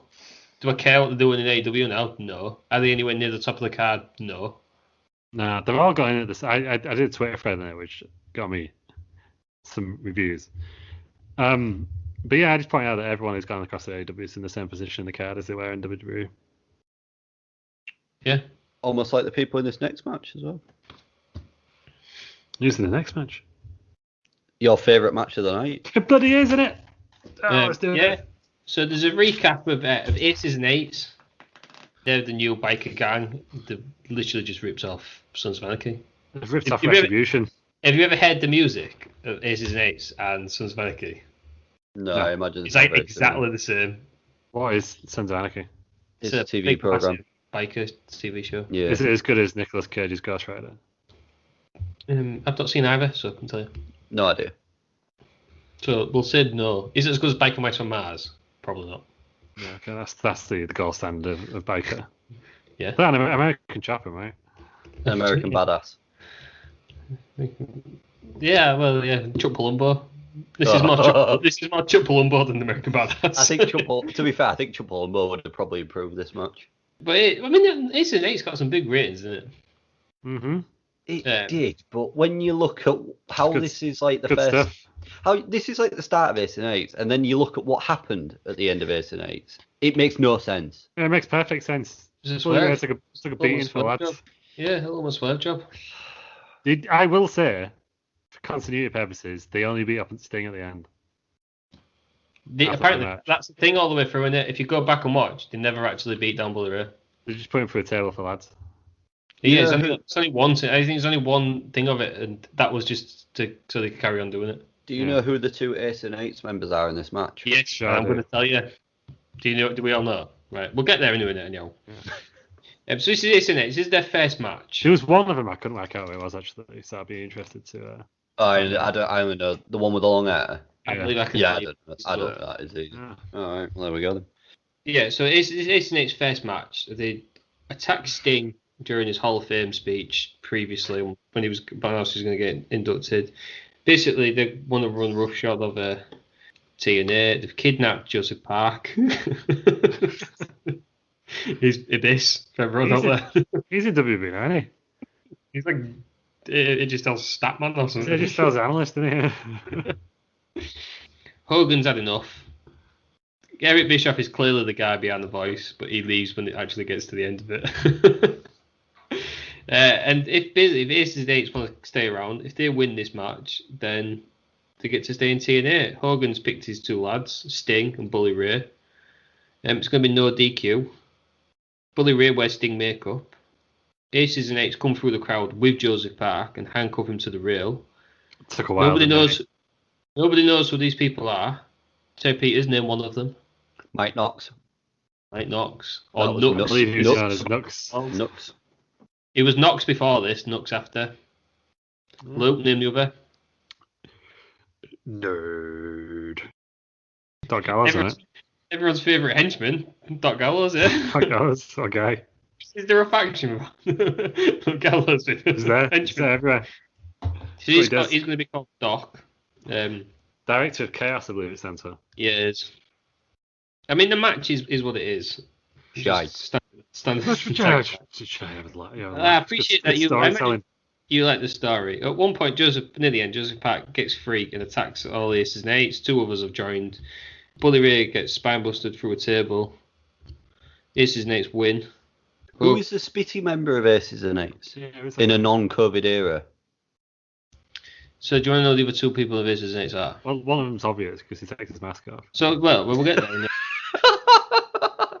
But we ain't got there yet, and people listen to this for the results. Oh, that's true. Yeah, you don't want to be called Doc again. We found that out, though, that people listen to this purely for the results. I've told you this many times. Right. So Hogan comes out, takes his this shirt is awesome. off. He's got a shit tattoo on Hogan. Which one? The immortal one on the back. Is that what it says? I think all those tattoos. He's a man who shouldn't have tattoos. He was very much against tattoos, though, and Hogan knows best, because I remember Brooke was going to get one, and he was like, "No, brother, you can't get a tattoo, brother." And now he's got them, brother. When he's talking to Brooke, does he not go, "No, daughter"? Like, does he still say? Imagine Hulk Hogan talking to his mum. Let me tell you this, mother. I'm going to tell you, sorry, mother.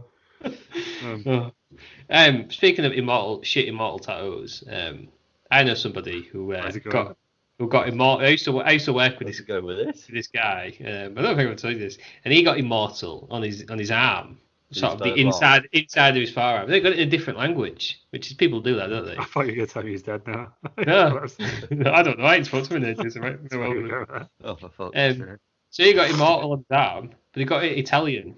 And for those who don't know, immortal Italian is immortality. So it just looks fucking horrendous. Because he has immortality. Mortali.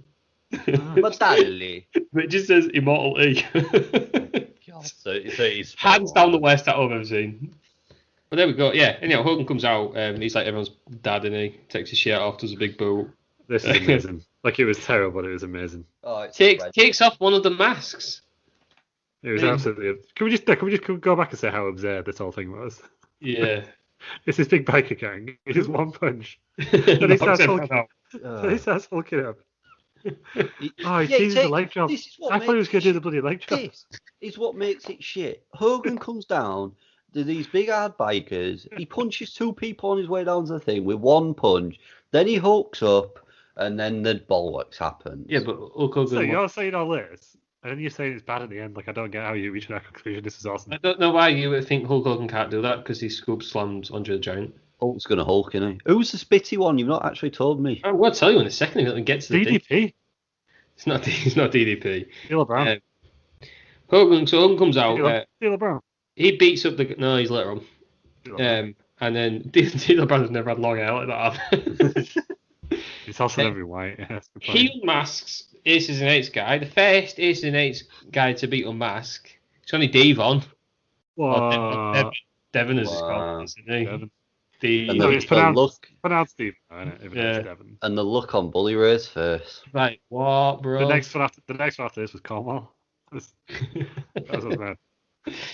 So, who do we think the other guy with long hair is then? Shropshire. No, it's not Shropshire. James Drake. No. No, I think I know it was, but I don't. He had real frizzy hair. It was X-Pac. No. Kevin Nash. No.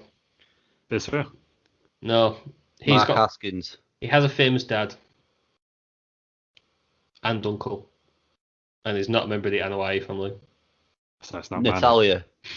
It's not Natalia. It's not bloody man. Teddy Hart. No. Go on then. Where's Briscoe? No, he was in the crowd earlier, wasn't he? He was one of them. And then in the middle of the story, he goes on. He's like Kurt Angle's boy, and then him and whatever Bischoff's son calls it, Garrett. Yeah. They turn on him and join his mates. Yeah, he wasn't. He was in the crowd earlier when Where's Briscoe? I just wondered at the time, like, what happened to him? He went to the next big thing, wasn't he? Yeah, I just think he got. Oh, was that Richie Steamboat? Richie Steamboat was meant to be the next Richie big thing. Steamboat was next to be a big thing. I don't know what it was. Let's have a look. Where's Briscoe? What's he doing? He's just on the independent circuit. Last notable thing was New Japan in 2014, apparently. Yeah, that's what it was. Where's Briscoe? It's not a lot, to be fair, for Wes.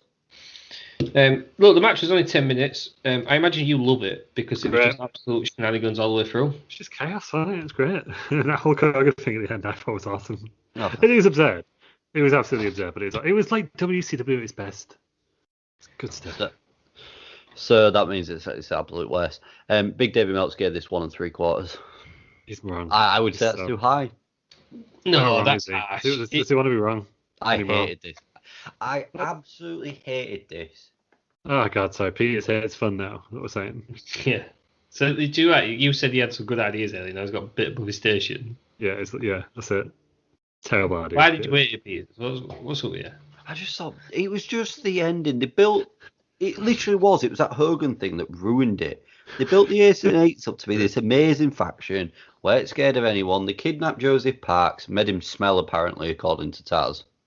Yeah, they've been locked up for 2 weeks, haven't they? Shower, does he? I know, I'm not disagreeing. He probably did smell. He looked like he had an egg stain down his top, bless him. They fed him well. Normally, people shower more regularly than once every month, so 2 weeks to him. But it literally was. It was just the way that Hogan comes down, punches one person in the head to go down, punches somebody else in the head to go down. Then they look weak as piss when they're doing the Hogan attack thing. And then he's hulking up and he's just going, you. And then he looks like his face has been put together with cement and he's never moving again when he's shocked. Yeah, but the crowd was loving that. And this is also Hulk Hogan, who beat the Alliance to end Hulkamania. He did. In a 3-tier cage with only the help of Randy Savage. Zeus was there, and this guy beat him. No, Zeus was not there. So Z Gangster was there. Z Gangster was there. This guy's beat everyone. So, I don't know why you're upset that Hulk Hogan's beat someone down when he's the greatest wrestler of all time. Triple H beat Triple H. Beat Randy Orton. Prime Randy Orton. Did. Shawn Michaels. Beat him. Yeah, probably whipped Shawn Michaels. I can't wait to do that. I can. It's going to be terrible. Yeah, he had a great time. Oh, Talk about expecting Peters. Peters. I think Hulk Hogan's always got his own back and over his face, so he's obviously the greatest wrestler of all time. Yeah, the Warrior. Set him on fire. Yeah, he did. So I don't know what problem is Peters. He beat the Big Show in a monster truck battle. Yeah, he did. Tried to kill him. Didn't know you can't kill a Big Show. Can't kill anyone. Yeah. Oh, Yeah, dear. so it was great. So I don't know what you want from that. He survived a hug from the Yeti and the Giant. That's true, he did. So I should find out in 3 weeks' time. Just spoil all that. we're doing that in 3 weeks' time. Yeah, Well, you just ruined some back. yeah, absolutely. Sure. So. Right, should we go on to Those the main iconic event then? moments. Should we go on to the main Yeah, event? so we're saying that was the best segment overall. It was great. Right, okay. The story was everything. Look, did you see how sad and betrayed that Hulk Hogan looked? He was like, I can't believe it. Bloody TV. Bully Ray, top match for that. Ah, yeah. And then Bully Ray ended up being the bloody leader of the entire He thing. just took a beating for the lads. I swear. There's a man on the inside, of course there is. D'Lo Brown was there. Yeah, D'Lo Brown was there for some And reason. D'Lo Brown interrupts the wedding, I think. Of Ken Anderson was there, wasn't Ken Anderson is the first one who gets inducted into them as not already one of them. he? Yeah. Yeah, I know a lot about Aces and Eights. It's big stuff. Yeah, it was good. It was getting millions of views. 2 points on the. The Raw would kill for that now. Right? Well, they're going to get that soon with Retribution. I love how, like, every time Alvarez, like, kind of puts the ratings up for, like, NXT and AEW.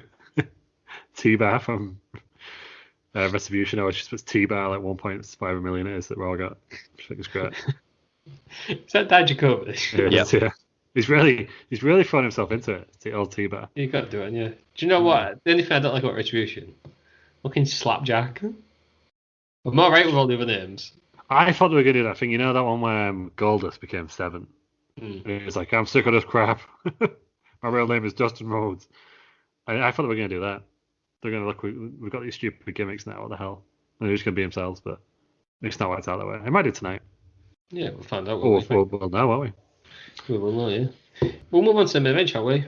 Before that, is it TNA? Unless Jeremy Borash is doing an interview with. Why is he before the next match. She's got an interview with Austin Aries, And then he comes out to the ring. champion. Yeah. Also, Sax- Austin yeah. Aries. Interesting fact about Austin Aries. He's got the same voice as CM Punk. Right. He's from Florida, though, isn't he? He's not from Chicago. He's got the same voice. Right. Listen to that again with your eyes closed. Do you think it's CM Punk? Right. Well, there we go. I will. The TNA World Championship match. Jeff Hardy challenging Austin Aries. Crowd are right into this. Split out. I'm very split on this. Well, I think it's this. Do we think as well Jeff Hardy hasn't helped himself previously? I think it's what we was discussing earlier. Of half the crowd want a homegrown person for some unknown reason, and half the crowd just want to see the big star. There is no homegrown people here, is there?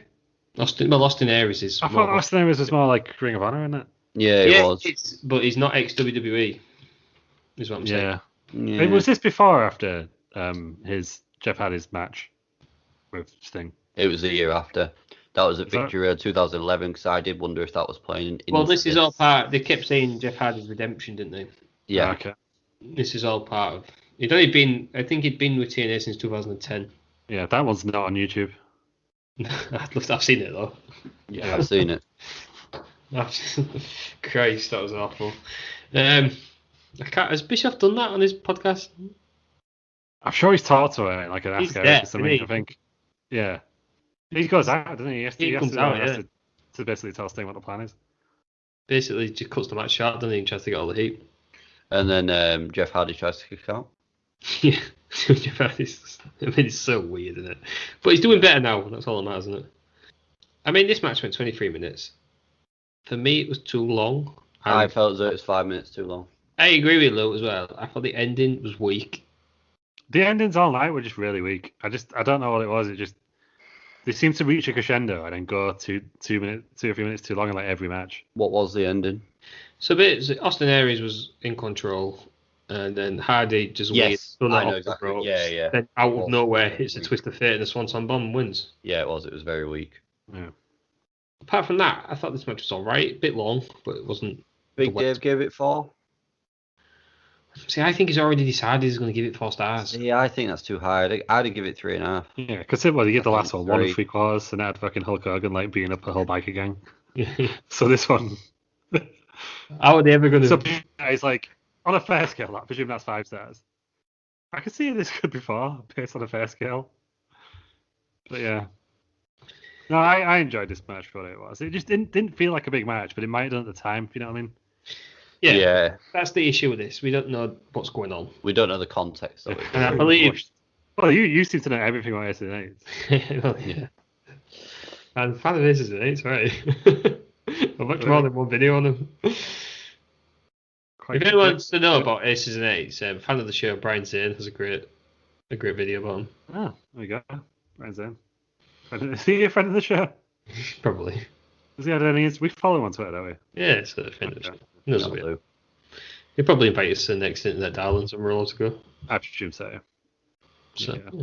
Conrad's already been on the phone about Starcade, so Starcade. he could have had us. He could have had us before we became. Yeah, we tweeted him, didn't we? Yeah. He could have got us before we were famous, but he picked Cultaholic instead. Wrong decision. Do you think he lies awake at night regretting that decision? I do. Probably. He could have done Tales of the Indies with Travis T. Yeah. All those stories. Yep. That one match you had. We're gonna do that. That's a special. That's a special. Patreon special at some point. St. Peter's birthday. We'll do it then. St. Peter's greatest ever matches. Well, we'll do a special. Yeah, we're doing that week. It's coming up soon, isn't it? Yeah, 2 weeks. We're doing 2 recordings. We're doing a special bonus episode of Peter's wrestling career. Start to finish. How you got into it, and then all the end. Lovely Yeah, stuff. I'll do. Yeah. And then your video, so we can watch it. No. It's fine. That's a shame, isn't it? Well, wait till we get to December. We do my wrestling career. That's the big one. Did we do your wrestling career like episode 2? Yeah, we covered it briefly, didn't We did it a lot on episode 1. That never got released. we? yeah. And actually, I can't talk on most of it now, can I? No. So. Yeah. When that gets released one day, it's like a bonus thing if you hit a tier on Patreon or something. Yeah. Nice. But yeah, Jeff Hardy versus Austin Aries. Jeff Hardy's the new TNA champion. Yeah. Do we think it was a good end to the show? Nah. The fans loved it. The fans are loving it. I thought the fans were really into it, which was cool. They were really into it, but they couldn't decide who they were supporting. But they were into it, aren't they? Which I guess is what matters. How bad as well did it look when Jeff Hardy banged his head on that weird sort of ramp into the ring thing? Yeah. Mike Tenay was shocked. I tell you, shocked at what he just saw. Yeah, Mike Tenay wasn't very good in this, was he? I think by this point, The full thing on this match. This match, he needs to go to bed at this point, doesn't he? Yeah, it was old. I don't think Mike Tenay is very good, to be honest. I thought it was alright in this. Carried by Taz. Yeah, massively. As always. You needed Don West to be good. So, who was the other guy? Ed Ferrara. No, did not need. Was Don West on the? Yeah, Don West was on the fair show, wasn't he? Yeah. He definitely didn't need Ed Ferrara. Who's he got now? Josh Matthews, aren't they? And yeah, Josh Matthews is doing it. Did Josh Matthews not do a heel run as well? Yeah, it was terrible. Is it Don Callis? Has it got Don Callis? It might be Don Callis, actually, yeah. I think it is. Yeah, because I always think he's Cyrus, isn't he, from ECW? The Jackal, isn't he? Yeah, all sorts. And he was doing the English version of New Japan, wasn't he? Yeah, he's no Wade Barrett though, is he? He's the best commentator in the biz now. Yeah, that is a good move. Yeah, that's true. It's gonna be great. It's good. I've not finished Takeover actually, but he wants a program on McIntyre, doesn't he? Which I'd be all for. No, just keep him commentary now. He's past his. He's at his moment. Is he past his best? Yeah. Unless they do a TV tape in Manchester, something, then fair enough, have the match. But they can't do a full program now. Why not? He's not even that old, is he? No, but he's just a commentator now, isn't he? He's bad news Barrett. It's like he left 5 years ago. He was GM on World. He was GM on World Sport for a bit, and now he wants a title match. No. Yeah. No, do it as a one-off. It was GM Defiant as well. If we get back in and they do like a Raw taping in Manchester, then have that match. And have him win.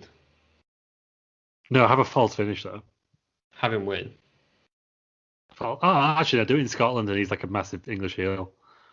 Did you hear about the potential? I know we're going off track again, but we've really finished what we're going to say. We've done that all show us, to be honest. Did you hear about the potential WWE pay-per-view was going to happen in England, where it was going to be Tyson Fury against Drew McIntyre. Mm-hmm. And how glad we're building to it. They still sort of are building to it, are they? How glad are we all that didn't happen? What? We would have been there. It'd have been awesome. Oh, I don't want to see Tyson Fury in the main event. I do. You're not. Don't want to see it. It'd have been awesome. Pay-per-view in England. We'd have gone down. Had a great time. We would have gone. That is true. Yeah, we would have been there. It'd have been great. Wembley Stadium. Been awesome. Oh, no one needs to see that. I love it. So what's No, I thought it was good. Go on, the biggest enough match for- you could put on, isn't it? What, in the UK? Yeah. Potentially. Unless they do McIntyre versus Reigns, but they're not going to do it here, are they? It would be good, wouldn't it?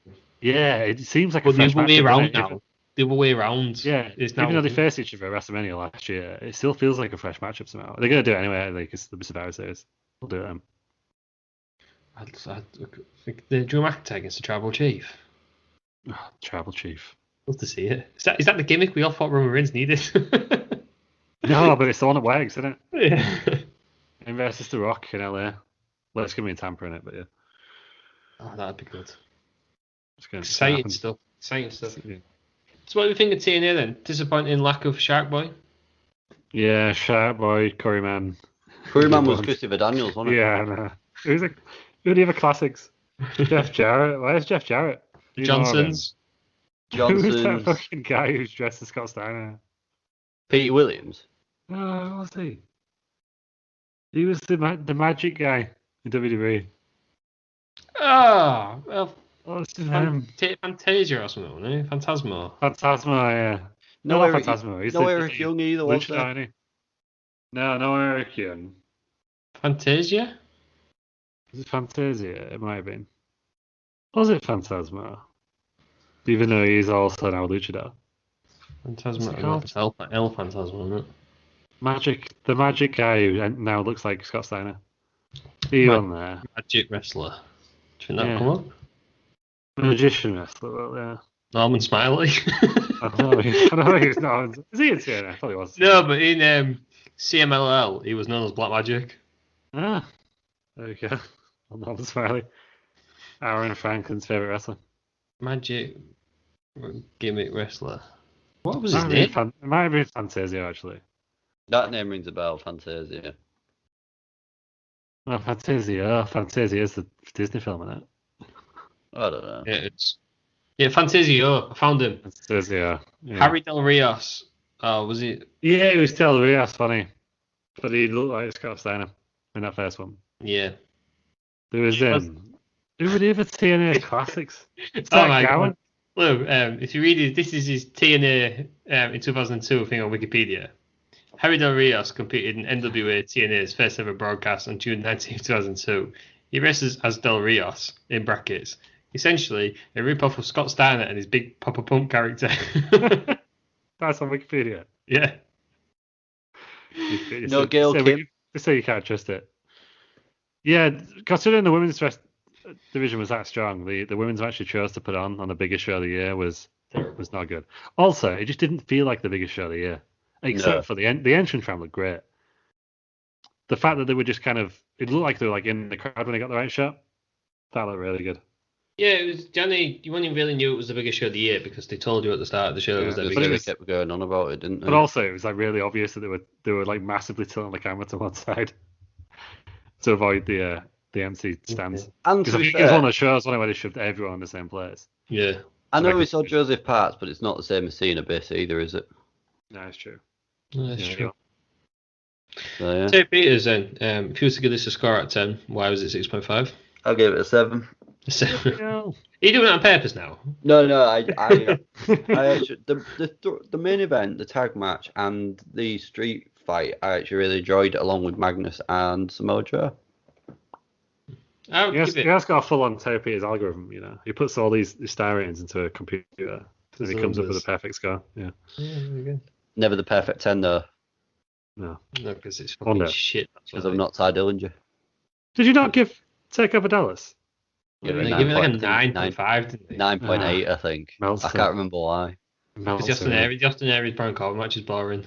Yes, Yeah. yes, it was. There you go. Okay, so we need to do Take Over New Orleans soon, don't we? Yeah, but 9.9. Lars Sullivan, Alistair Black's boring. It's got No, Lars Sullivan in it. No, Lars Sullivan was in the ladder match.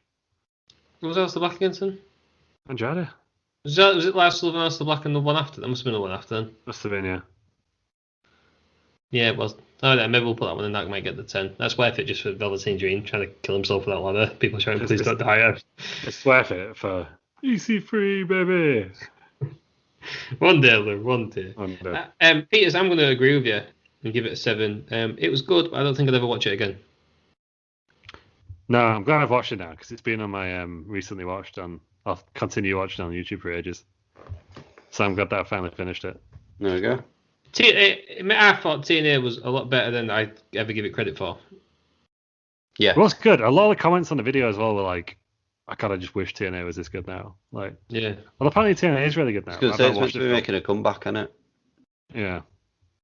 It's good. I've not watched it for a while, but good for people like us. The more things, yeah. The more wrestling. But yeah, it felt like we were watching a smaller show. That was my main takeaway. What would you give it? Considering we mainly do like WWE and WCW. Yeah. This just felt like a smaller show. Well, it was, but yeah. Yeah, I'd give it a 5 or 6. It was a show. 5 or 6. Yeah. I've got no issue with it making it feel like a smaller show. My issue is when it's clearly a smaller show and they try to make it feel bigger. So Peters obviously doesn't agree. So he's bashing stuff about. It's human. Yeah, stupid fancy mic that he keeps punching about. Nah, scratching my head when I call it. Carry on. Oh, don't scratch too hard, Peters. You thin up top there, aren't you? Every time. Nearly got to the end of the show. You think I forgot? Without him making a dickish comment like that, I know he is. Well, that was TNA Bound For Glory 2012. Next week, we're going back 8 years in time. Return to WWE. Taboo Tuesday. 8 years? Oh, 8 years from then, from the last one. In 2012. Yeah, I was like, what are we doing next week? Yeah. Right, is your maths broken? Yeah. 16 years then, right? Yeah, there we go. That'll do. Fucking idiots. Taboo Tuesday 2004. From the one that I thought 2004 was 8 years ago. Yeah, it is from 2012. It wasn't clear, was he? Well, I clearly said Bound For Glory 2012. Then we're going back 8 years to 2004. I don't think we've done it before. No. I do that all the time. It's Every not time. Proper Tory move, like that. It's just A Tory move. It says Tory Pete. Tory move, work clear, where He goes to garden parties, you know what I mean? Tory work clear. There'd only be 6 people there. Yeah, there will be now. Right, so you two finished? Yep. Yeah. Taboo Tuesday? Taboo Tuesday, looking forward to it. Yeah, I'm looking forward to it. I always find it interesting, this concept. I've never watched Taboo Tuesday because this was the period I wasn't in it. But a pay-per-view on a Tuesday, that's mad. I bet it feels different, even though it don't matter what day we watch it on. I bet it just feels different it's on Tuesday, you know. They just hit different, don't they? It soon went back to a Sunday. Cyber Sunday. Cyber Sunday was when I started watching it, yeah. But this was in my dark period of not watching. Well, basically, of WWE not being available to me. So what we're going to do before the match is we're going to vote, and then we'll release the votes before we've watched it. Because I don't want us to be swayed by watching the match. The match is shit and thinking actually that would have been better. Yeah, if it I'll put them on. I'll put one match on each day up until we record. Everybody else get involved as well. I'll use your words. One match has got about 10 different answers. I'll just put the top 4 on for the. Oh, right, okay, fair dues. Oh, do what the cool kids do, and then the 4th one put other comment below. Thought about this. I could because I guess the engagement #engagement starts right after that. Yeah. I mean, social media smashing. Please retweet. Yeah, and then a week after that, we're going to do our first ever all women's pay-per-view. We slag a lot of women's wrestling off in here. We don't slag the women's wrestling off. We slag how women's wrestling is presented. We've never slagged women's wrestling off. No, but we slag how it's presented off. That's true.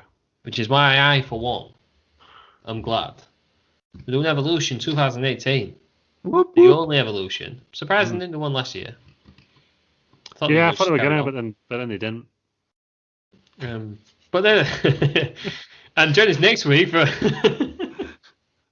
That was some insight there for you guys. To be fair, the year after though, Evolution is obviously worse because the biggest star in wrestling was Becky Lynch. Well, that was it. The headline. I think the point was, I'm sure Stephanie said in an interview, women headline WrestleMania the year after, so they didn't need to.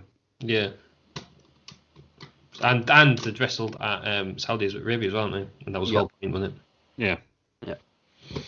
There we go. Next, Evolution Time. They say I watched it. I can't really remember. I'm looking forward to it. It's the most I'm recent one looking we've done forward as to it. well. So it's always nice to just check out the recent ones again. Yeah. Yeah. Looking forward to There it. was a lot of disappointment on it because they had so long to build and they just didn't build to a good card. But I'd say there is one match on there that's possibly my favourite of all time. I know exactly what it is when I've just looked at the card. Yeah, it's bloody Nikki Bella and Ronda Rousey. I just couldn't believe it. It was just like 5 stars. No, it was another annoying Meltzer. Oh, I'm gonna give it 4.5 stars because I'm cool. I can't even remember what it is, but don't tell me. I'll be. You'll know when you see the As soon card. as you see the card, it'll be obvious which one it is. But it is a genuinely brilliant match of that type as well, because that type of match is notoriously hard to do, as I always say on here. Is it the last woman standing match? Bloody is. He nailed it, didn't he? I can't remember who was in it though, but I remember I remember it being the first ever last woman standing match or something like that. It's Becky and Charlotte. It's like the end of their main feud. Oh, there we go. It's great. This was before she became the man. It was roughly about that time because the Survivor Series was Yeah. right after this one out. Right. Yeah. That was the only good thing Nia Jax's ever done, isn't it? Break Becky Lynch's nose. One of the best things she's ever done, yeah. Yeah. The best bit after that was where Becky Lynch obviously went off and then came back. Just beat the crap out of her. Keep her name out of your mouth. They didn't even have what the hell was that? They didn't even have a match, did they? They're like, you're not left a match. Just, I'm just going to slap you and that's it. Just beat the crap out of her to keep my name out your mouth. Yeah. Lovely stuff. Right then, Tay Peters, you've already advertised today. Where can we find you not streaming? RL92 on Instagram, Bell Nation on Twitter, Tezfish Pod on Twitter, Bell Nation on YouTube, and twitch.tv/Bell Nation. Did you say Bell Nation on Twitter as well? Yes. Yeah, go. Search for Bell Nation and go on Twitch. He says he does it every Friday night. Does not do it every Friday nights. Watch him get sacked, and then watch him for no reason whatsoever ban people from the chat. It's true. That's what he loves to do. It's his favorite pastime. Luke, where can we find you when you're not banned from Peter's chat? In the replies on @Dave Meltzer WN, but also it is some sort of controversy. Twitter and Instagram. It's some sort of controversy, and there's a massive thread. Lou's probably at the start of it by going, "Yeah, it was not very good, is it?" He loves it, Dave, doesn't he? Oh, he just gives it to me all the time. Like, we have a great time, me and Dave. I genuinely think he listens. I don't know if he does. He's not popped up for a while. We did have a listen in San Diego for a while, which I think is where he's from. There we go.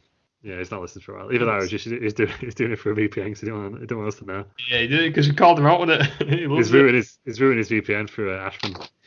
Yeah, there we go. You can find me on Twitter at DRoss. Great you can content find us all. I did tweet the other day, so it's like 3 weeks ago now. It was the other day compared to my last tweet, which was 5 weeks ago. It's true. You can find us all on Twitter at ResAround, WRES Around. The polls on there, as we've said. Instagram at ResAround, WRES Around. Wrestling Around Podcast on Facebook, Wrestling Around on YouTube. We're not on Audible. So I think we might be now. I don't We know. are on Audible. Just check there. Check Audible, have a go, yeah. Check Audible, we'll probably be on Amazon Music is launching soon, and we're gonna be a launch title podcast. Yes. So, along with about 100,000 Amazon Music. How are we going to be a launch title podcast? We're going to be there. We're going to be there for the launch of Amazon Music, which is going to be exciting. Join us on Spotify, Apple Podcasts, and all that. Give us the reviews and that. If you've got a show you want to tell us about that's not Battle Royal at the Albert Hall, or if you just want to say there's two unknown, unspecified dogs. They're the dogs. Someone should tweet him back.